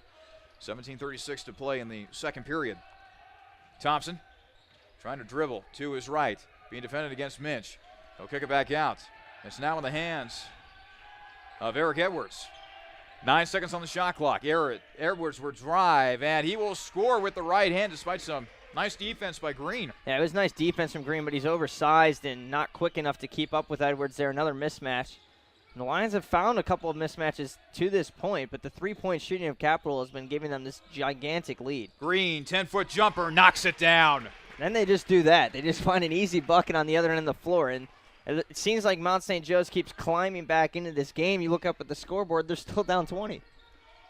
Capital 47, Mount St. Joe's 27. Now a foul is going to be called on the floor, and this will lead to, boy, a multitude of substitutions. A whole new starting five is going to be going in for Mount St. Joe's. How about this? Meanwhile, for Capital, Caleb Cox will be coming in. And let's see here, the new 5 for Mount St. Joe's. I see, let's see here, Jake Cropper's out there. So is Liam Rabe.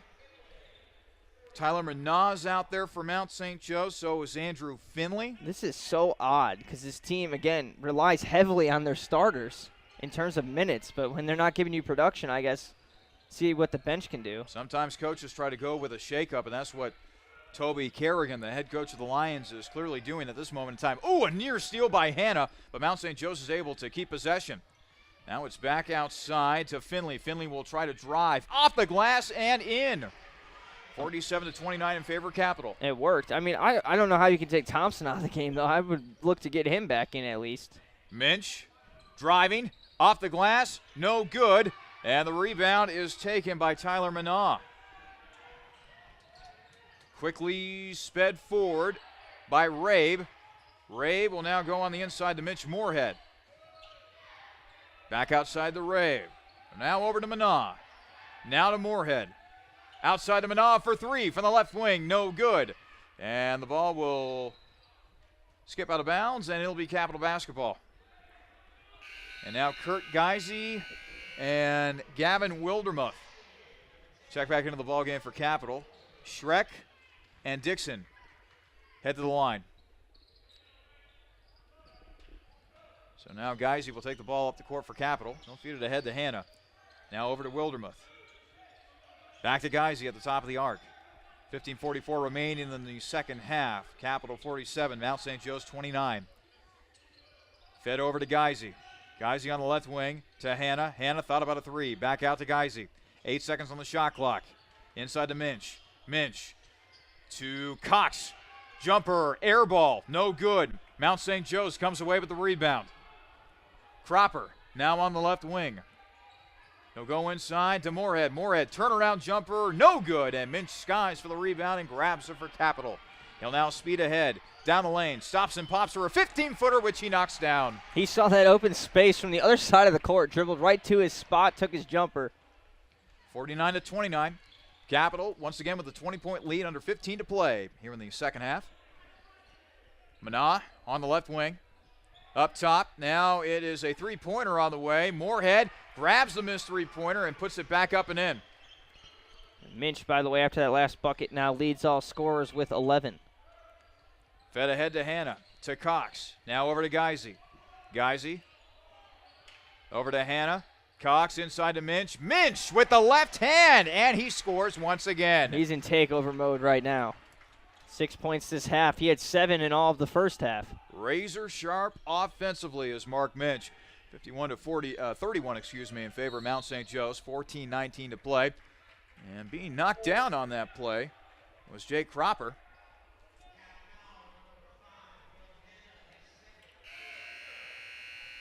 So a foul called against Capital. Already the 13th foul on Capital in this second half.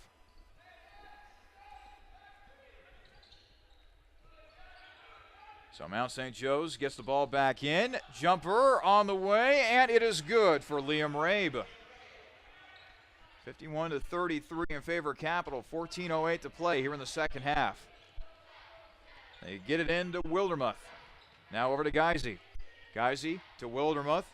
Now over to Joe Thomas, who recently checked back into the ball game for Capital. He'll now go over to Hannah. Back to Hannah on the right wing.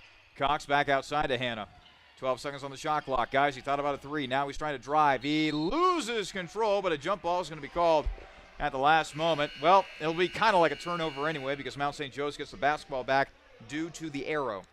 Yeah, and it looked like they were going to get the basketball anyway, so it's nice that the arrow gets to switch at least. So now Austin Schreck comes into the ball game. Will Hannah will take a seat on the Capital bench. 13:40 remaining in the second half. It is Capital 51, Mount St. Joe's 33. And a nice block by Cox that time. He said nah to Moorhead. Geisey now on the right wing. To Wildermuth. Now it's over to Schreck. Schreck on the left wing over to Geisey. Geisey will now swing it on over to Wildermuth. 11 seconds on the shot clock. Wildermuth dribbling around over to Geisey. Swing over, and had it not been for a late tip that time by Jake Cropper, Austin Schreck might have had a wide open 3 on the left wing. As it stands right now, 7 seconds on the shot clock. They inbound to the Geisy. Geisy driving forward, tries to get a shot off. Somehow gets it to Thomas. Thomas not able to get the shot to go. Loose ball, and it is taken by Mount St. Joe's. Speeding up the court, and getting the bucket to go is Andrew Finley. Once he took the ball, he just streaked up the court, and he had his eye on the hoop all the way as he gets the shot to go, and now he'll have a shot to complete the three-point play. I don't know how he was able to even control the ball long enough to get it off the backboard. It's an unbelievable play. So now Finley at the free throw line, former Walnut Hills product in Cincinnati. His free throw is good. 51-36, Capital still with a big lead, 13:01 remaining in the second half. Wildermuth comes to the bench. It's really easy to get complacent right now. 13 minutes left in the game. You're up by 15. You can pretty much just assume it's over, but if you do that, that's how you lose these big leads. You got to continue to play good basketball. Geisy, bounce pass inside the Thomas, who finishes. And there's always been a bucket that seems to stop these runs. Mark Minch has provided most of them to this point, but Thomas gets one there. 53-36, Capital with this still large lead. 12:35 remain in the second half. Three-pointer now on the way. Actually, no, the shot won't count even if it went in because there was a foul called on the floor.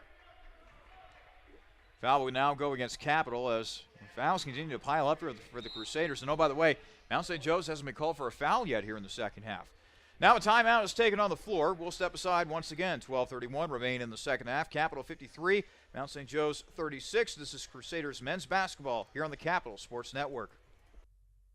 With 14 TVs to watch your favorite team or the next big event, Planks Cafe and Pizzeria in German Village is ready for you and your group today.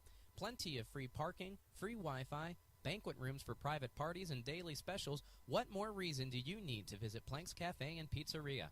Planks is located at 743 Parsons Avenue and has been serving the Columbus community since 1939. Planks is on the web at plankscafe.com or available by phone at 614-443-6251. Planks Cafe and Pizzeria is a proud supporter of Crusader Athletics.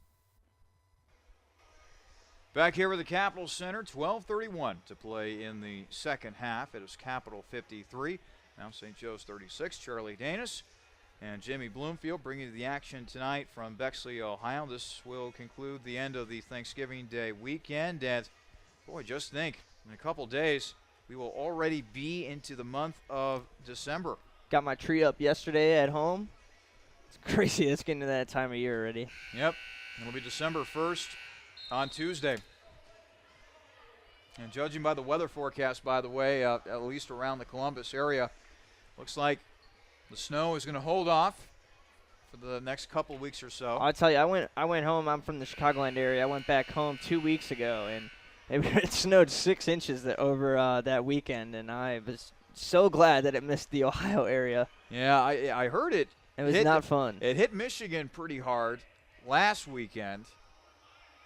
But so far, Ohio's not been hit with the hard stuff thus far. There's been a lot of rain and cold. But then again, we don't have to really worry about those conditions since we are indoors. Yeah, that's nice. Three-pointer on the way for Mount St. Joe's. It is no good for Andrew Finley. And the rebound's taken by Capital. So now Dixon on the right wing. Try to go baseline, and a blocking foul is going to be called against Jake Cropper. 6'2" freshman from Georgetown, Ohio. First foul of the half. That's insane. Yeah, it comes with 12:16 remaining in the second half. At least it'll keep Capital off the free throw line from the Mount St. Joseph perspective. Yes. Geisy gets it in on the baseline, and well, how about this? Boy, they're making up for lost time as another foul is called against Mount St. Joe's.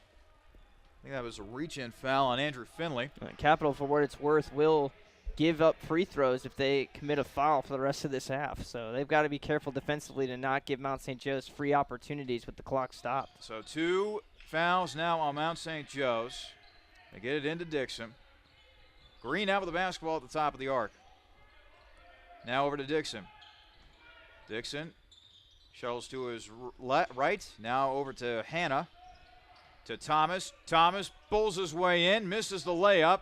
Out of bounds, and it will be Mount St. Joe's basketball. Boy, I tell you what, Joe Thomas by the way, not to be confused with the offensive tackle for the Cleveland Browns.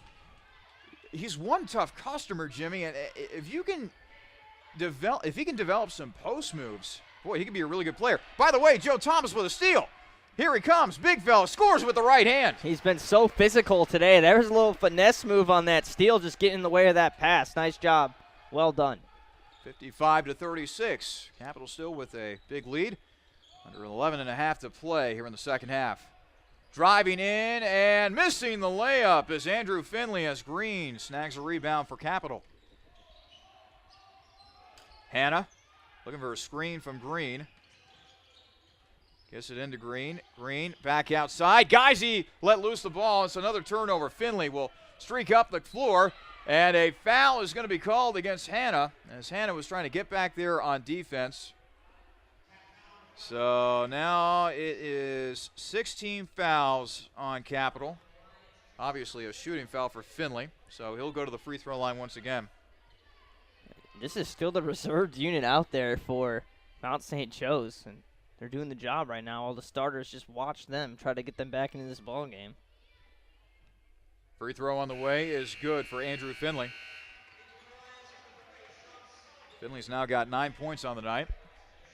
Now Mark Minch comes back into the game along with Austin Schreck, Kurt Geisy, and Will Hannah will take a seat. Schreck's got 4 fouls, Charlie. So next foul he commits, he'll be out of this one. He's got to be careful.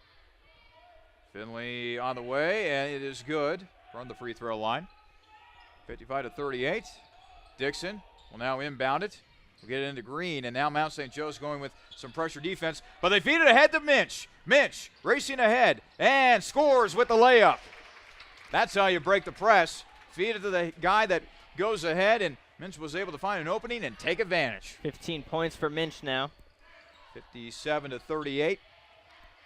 Capital with the big lead. 10:45 remaining in the second half.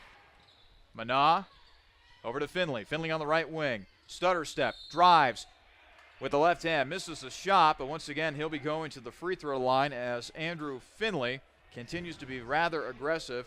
Foul called against Gavin Wildermuth.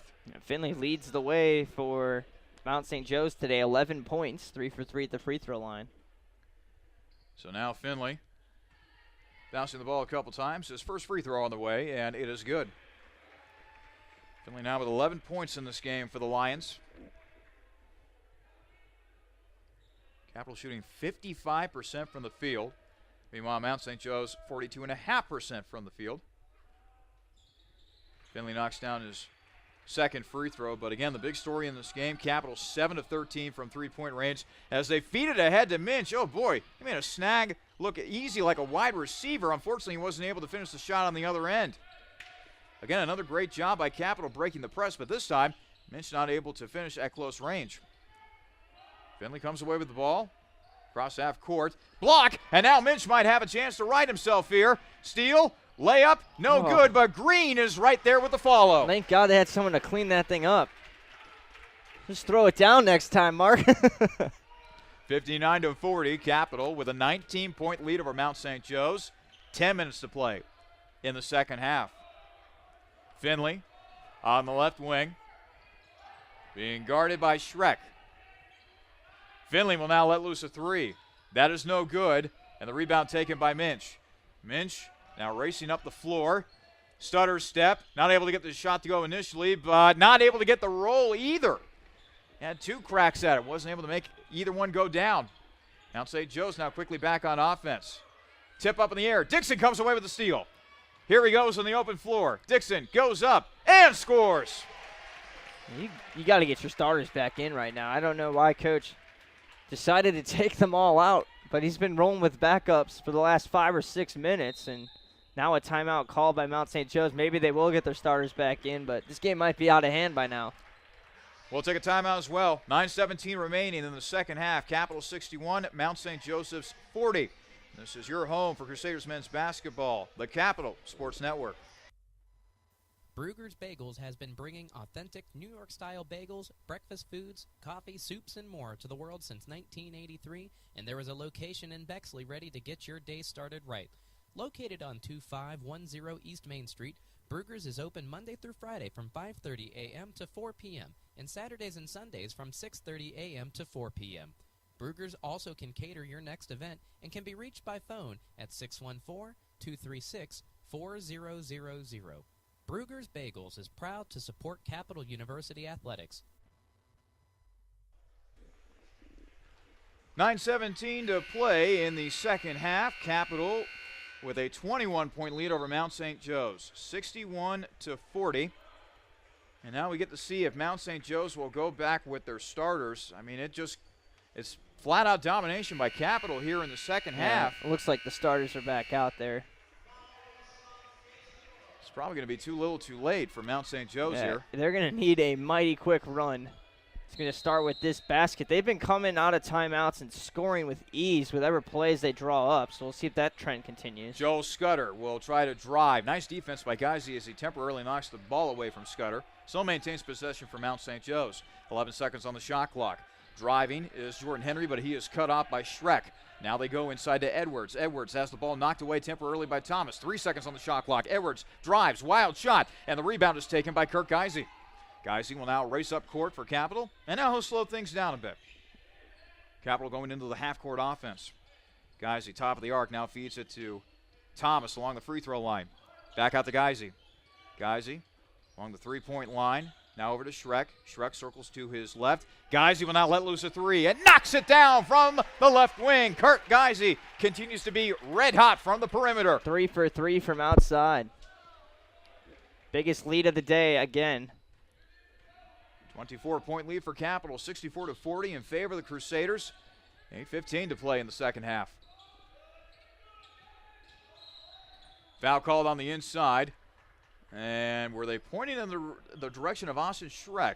I believe they were. I think it was called on Wildermuth, actually, okay. number 10. Okay. Got to be careful again. Schreck with 4 team fouls. Hanna and Green each have 3 themselves. Travis Combs, meanwhile, will go to the free throw line. The 6'2" senior from Manchester, Ohio. And it looks like Will Hanna is checking back into the ballgame for Capital. He'll take the place of Wildermuth on the floor.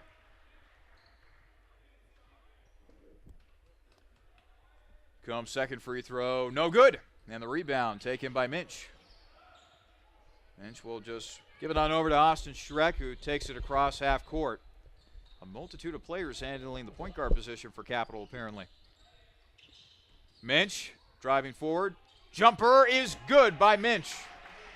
66-40 in favor of Capital. 7:48 remaining as the offensive onslaught for the Crusaders continues. Scudder driving. Now will kick to Henry. Henry will go baseline outside the Thompson. 15-footer. No good, but Edwards is right there to clean it up with the putback. 66-42. Capital with the lead. Let's take care of the basketball now. 7:25 remaining. And Schreck does so as he brings it across half court. Now it's over to Geisy on the right wing. Geisy will circle to his left. Hanna. Back outside to Geisy. Geisy, top of the arc. Over to Schreck for 3. Schreck makes it rattle home. Oh, boy. It is raining threes here at the Cap Center. 9 for 15 from outside. 6:55 remaining in the first half. 69-42. Capital with a big lead over Mount St. Joe's. Loose ball out of bounds, and it will still stay Mount St. Joe's possession. Coming back into the game now is Cox and Green as Capital looks to add a little bit of size out there.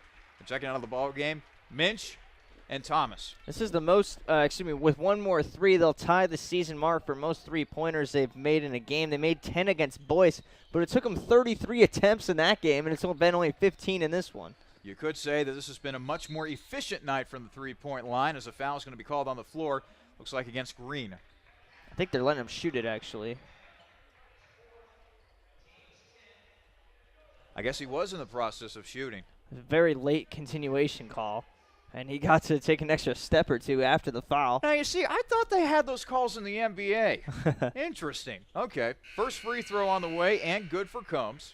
And there have been 2 other times where Capital's made 8 3-pointers this season in their first 2 games of the year. They took 24 attempts the first time, 29 the second time. So obviously far and away the most efficient they've been from outside, and they've been lethal with 9 of them. Second free throw is good for Combs. Jimmy, I know it's real early in the season, but this team is a different squad. It's night and day when it comes to the shooting prowess This is of also team. the best they've played all year by far. Cox, trying to bounce past to Shrek, but it hit someone's leg. And now Henry trying for a layup, but he is turned away by Green. So now Dixon will just slow things up here as Capital will just look to eat up some clock and continue to add to this large lead. Geisy on the left wing gets a screen from Cox. Now Geisy will slow up. He'll go over to Shrek, now over to Dixon. Dixon on the right wing. 8 seconds on the shot clock. Back outside the Geisy. Geisy driving down the lane, and a foul's going to be called on the floor. It looks like they're going to get Eric Edwards with the push. Only the 3rd team foul on Mount St. Joe's here in the second half, and now coming into the ball game is Andrew Finley. He'll take the place of Jordan Henry out there on the floor. Seems like Jordan Henry and Finley are mirror copies of one another, both really quick guards who like to get up and down the floor. Finley's looked really impressive tonight. Green will let loose a 3, but that's no good. Scudder comes away with a rebound for Mount St. Joe's. 5:47 to play in the second half, and Thompson going up, and Green's going to be called for the foul, although it looked like a clean block from here.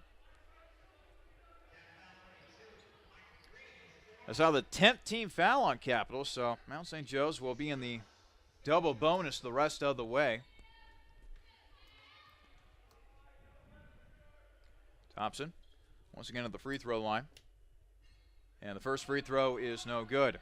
Just taking a look at the upcoming schedule for the Crusaders. Next home game is going to be next Saturday for the men, and it's going to be a nice test against Mountain Union to start things off here, at least at home in conference. They will play Wilmington on the road on Wednesday. You could say that would be a good litmus test. Mountain Union, of course, picked to finish first in the OAC on the men's side. Capital, meanwhile, picked to finish first on the women's side. Top 10 in the preseason polls as well. The next poll for D3Hoops.com will actually come out tomorrow if you are interested in that. Green, nice bounce pass to Cox, who was fouled on his way up to the hoop by Scudder. So now Cox will go to the free throw line. Nice interior passing by the Crusaders. So Cox will go to the free throw line. Freshman from Oak Hills in the Cincinnati area. A right-handed shooter. First free throw is good.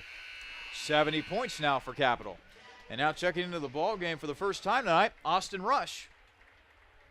I guess you could call him a little bit of a local boy. He is from Granville, Ohio, 6'5" freshman. Granville, of course, the location of Denison University, the place where both of my sisters, Tori and Grace, attended. Denison on the schedule as well for Capital. They're going to go there on the road in the middle of their conference slate on January 6th. How about that? They get to take on the Big Red. Combs trying to drive, now gives to Thompson. Thompson trying to slash his way, loses the ball, gets it back, and scores with the left hand. I'll tell you what, Thompson, impressive score. Absolutely, and again, doing the damage with his left hand. Goes off of Thompson's left leg, so they will try the inbounds pass once again. Dixon to Green. They'll now feed it ahead to Rush. Rush on the inside. Shrek not able to finish the job. Cox trying to go for the rebound. Shrek somehow, some way comes away with the offensive rebound. Green will now settle it down and get it to Dixon. Yeah, surprised they didn't call a foul there. Shrek got kind of hammered getting that rebound. Rush back outside the Dixon. 15 seconds on the shot clock. Shrek to Green for 3. Green, no good, but Cox comes away with an offensive rebound. Fresh shot clock for Capital. Yeah, eat it up. Chew that clock down. You're up by 24. 26? No, 24. I was right the first time. Dixon gets a screen, but then hands off to Rush. Rush on the left wing. Bounces it over to Shrek. Shrek to Dixon. 12 seconds on the shot clock. Dixon pulls up for a 15-footer. No good. Cox trying to get another offensive rebound. Tries a putback. That's no good. And the rebound is eventually corralled by Mount St. Joe's in the form of Travis Combs. Fed ahead to Scudder for 3. Scudder knocks it through on the left wing. And they had over a minute and couldn't get the ball in the hoop. And then Mount St. Joe's comes right back down, hits an easy three-pointer. Joe Thomas, Wildermuth, And Drew Fecko will be checking into the game, but not before this timeout. 4:03 remain in the second half. Capital 71, Mount St. Joe's 50. This is Crusaders men's basketball here on the Capital Sports Network. OSU Sports Medicine is a proud supporter of Crusader student-athletes by providing sports health services for Capital University athletics and student health services. Through the work and care of team physicians and athletic trainers, it's the team behind your team. For all fans, if you're looking to improve your physical performance, recover from an injury, or stay active for a lifetime, the experts at Ohio State Sports Medicine are there for you. Visit sportsmedicine.osu.edu or call 366-4332. Back here at the Capital Center, 4:03 remain in the second half. It is Capital leading Mount St. Joseph's 71-50. Charlie Dance and Jimmy Bloomfield bringing you the action tonight from a rather cold Bexley, Ohio. Inbounding from the baseline is Gavin Wildermuth. He'll get it into Cox, and now Cox gets it back to Wildermuth, who will take it across half court. By the way, Drew Fecko has checked into the ball game for the first time, and well, Cox was zigging one way and the ball was zagging another. It leads to a turnover as the ball heads out of bounds on the near side of the court. So Lions now back with the basketball.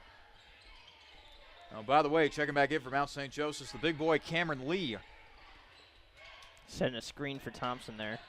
Oh, boy, would you, can you imagine going into a screen like that? That's a nice screen to set. Whew. Thompson trying to drive, loses the ball. Back out to Scudder. Scudder outside. Lee will let loose a three, and the big boy's not able to knock it down as Cox comes away with the rebound. He is listed as a guard, so he might be a good shooter.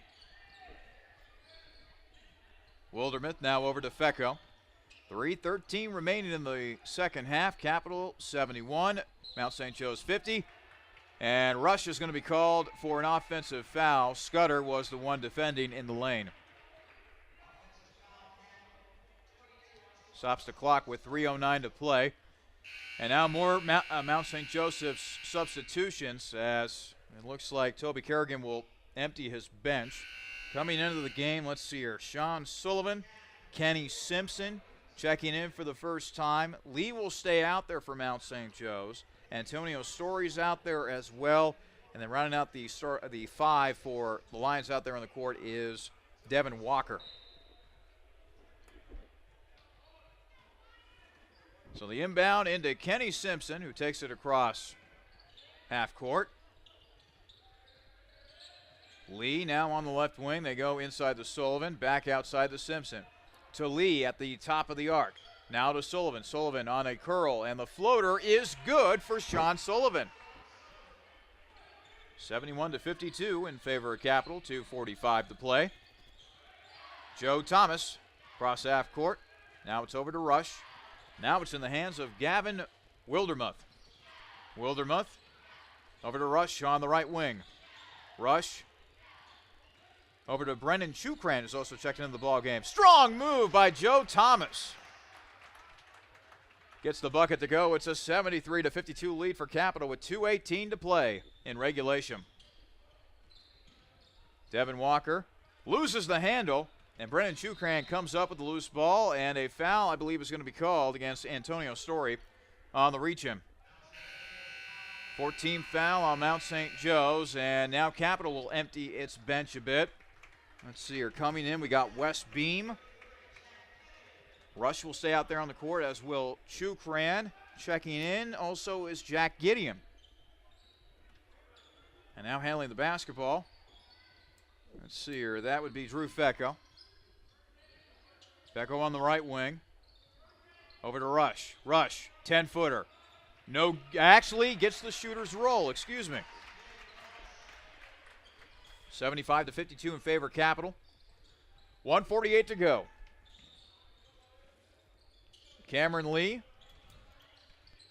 on the right wing. Big boy showing some nice ball movement skills that time. Back out for three, and it is knocked through by Antonio Story. 6'2" junior from Racine, Wisconsin. Cap came into this one averaging 78 per game. They've hit the 75-point mark now in each of the first 5 games. Mitch Moorhead Ooh, excuse me, only 4 of those 5, Charlie. Jump ball is going to be called between Brennan Chukran and Sean Sullivan. And another substitution. Well, we talked about how Cameron Lee's a big boy. Well, Capital has a big one as well. Courtney Mays, 6'6" freshman from Cleveland, Ohio. Attended Shaker Heights High School. He's now in the lineup for Capital. It's good to see that everybody on Capital's roster is getting some playing time here. Chukran will let loose a long jumper. That's no good. And the rebound taken by Story. He's now out and running. Bounce pass to Sullivan, but he gets blocked by Gideon. Fed ahead now to Fecco. I really like Gideon. We've seen him play a little bit last season in this kind of mop-up role, but, man, this got some talent, and I think he's going to find his way in the rotation sometime. Mays misses the layup, tries for a second time, and he got fouled on his second try, so he will now go to the free throw line. Stops the clock with 49.3 seconds to go. Capital up by 20 against Mount St. Joe, 75-55. And now Mays will look to add to that total. First free throw is good. A lot of length on this Capital squad. Mays is 6'6". Gideon is 6'6". We saw Caleb Cox come in here at 6'7". Wes Beam is 6'5". It's all raw too. I mean, if there's one of these two, even one or two of the guys can just develop into a nice post presence, that's going to be a win for this recruiting class. Story misses the three-pointer, and Mays grabs the rebound for Capital, and now, well, he's looking for some help, but hey, look at him go. He's across half court. He's not going to drive, and he misses the layup. I can't blame him for trying there. Well, I mean, he saw an opening. Near steal that time by Wes Beam. Lane was open. 18 seconds to go. About a .2 differential between the shot clock and the game clock. And the jumper on the way, no good after the foul. Kenny Simpson will go to the free throw line to shoot a pair with 11.4 seconds to go. Yeah, technically a foul on the floor, but again in the bonus. So more than 10 fouls on Capital, only 6 fouls in the second half for Mount St. Joe's. The lefty misses the free throw, that being Kenny Simpson. Went to North College Hill High School in Cincinnati. We'll get the full statistics for you in the post-game show, but 4 Capital players in double figures today. Good to see. Second free throw is good for Simpson. They'll get it back inside to Jack Gideon. Gideon will take it across half court. 3 seconds, 2 seconds. Gideon will hold the ball, and that will be that here at the Capital Center. Your final score, Capital 77, Mount St. Joseph 56. Coming up, we will have for you the Peking Dynasty postgame show.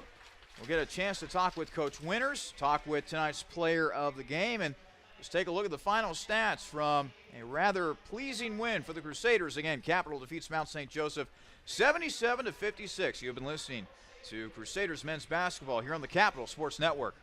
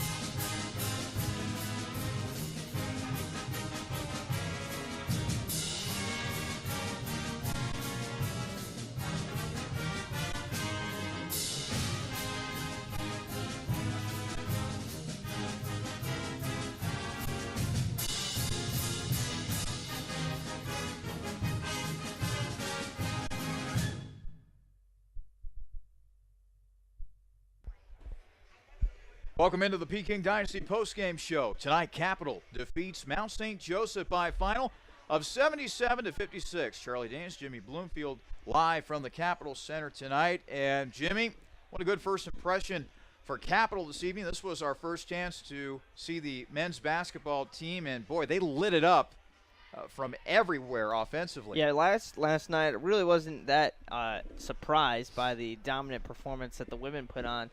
I am surprised by the one the men put on tonight. Their expectations not nearly as high as the women's side, I would say, given everything that's gone into both teams and how they've fared recently. The men really overachieved in today's game, and I think if they play like this, they're going to surprise a lot of teams in the OAC. I don't think they're on the radar of a lot of teams. We mentioned 2 of the teams ranked in the top 11 of the preseason poll. There's some other teams at the top of this conference that I'm sure other teams have their eyes on, but again, if they put together a full 40-minute effort like they did tonight against some teams in conference play, they're really going to surprise some teams and have some real success. I think it's very good reason to be optimistic moving forward. Before we delve into the stats, Jimmy, what was really impressive about this win tonight from my vantage point was the great ball movement, particularly finding the open guys on the perimeter. And it really showed with Capital making 9 of 17 from beyond the arc. It's amazing what happens when you're making good decisions with the basketball. And they were making the shots. That's the most important part of the ball movement. You can move the ball around all you want. If you don't make the shot, you're not going to get any points from it, obviously. And they were knocking down some good shots.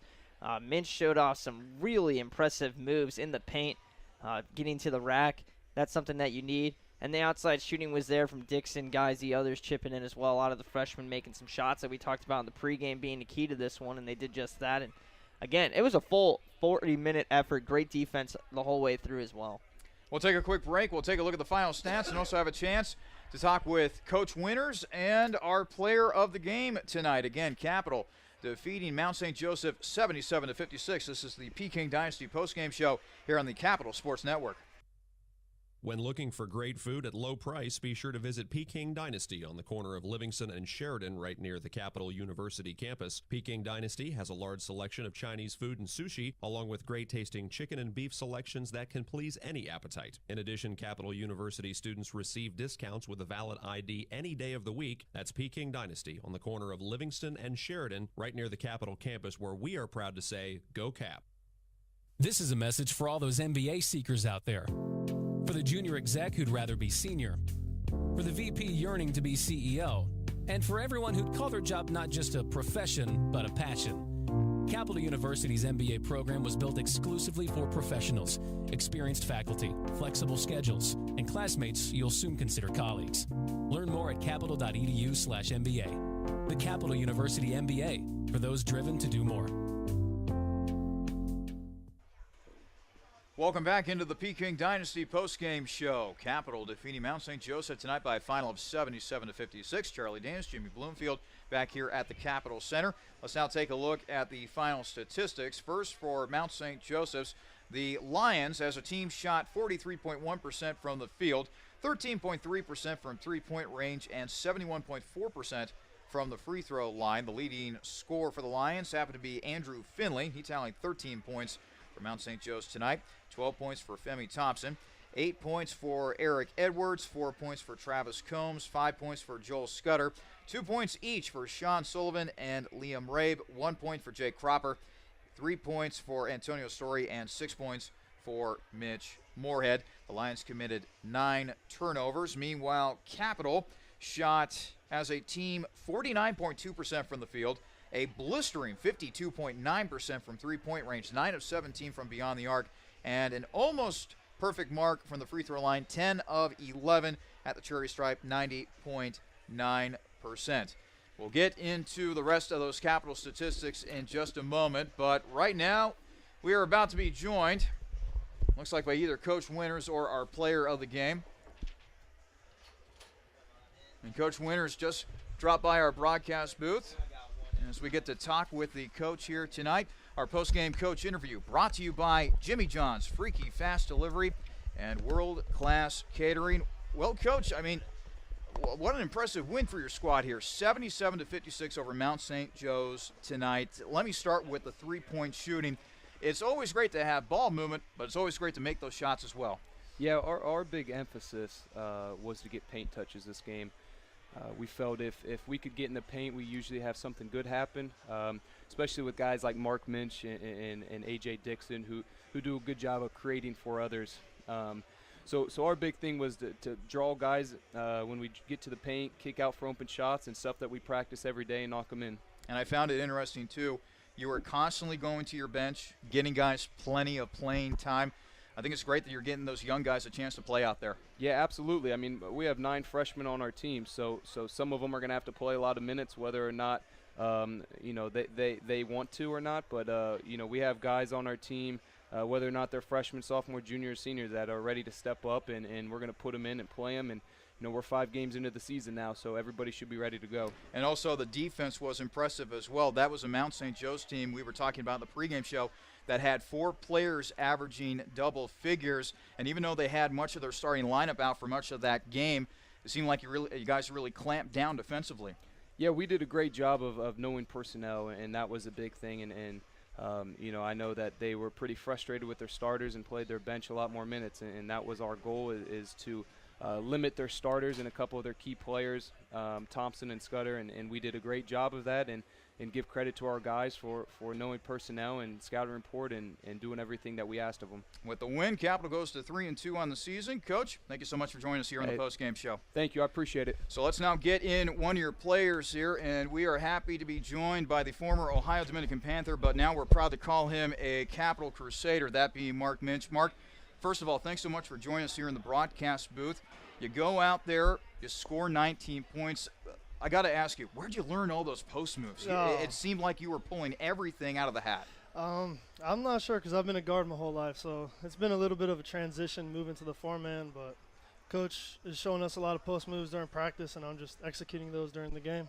Again, you're a former Ohio Dominican product. You come here to Capital. It seems like the transition has been easy for you thus far, or has it been a lot of work on your end? It's been a lot of work, but it's the competition's not as quick, so I feel like I have an advantage in my strength and my quickness, which sets me apart.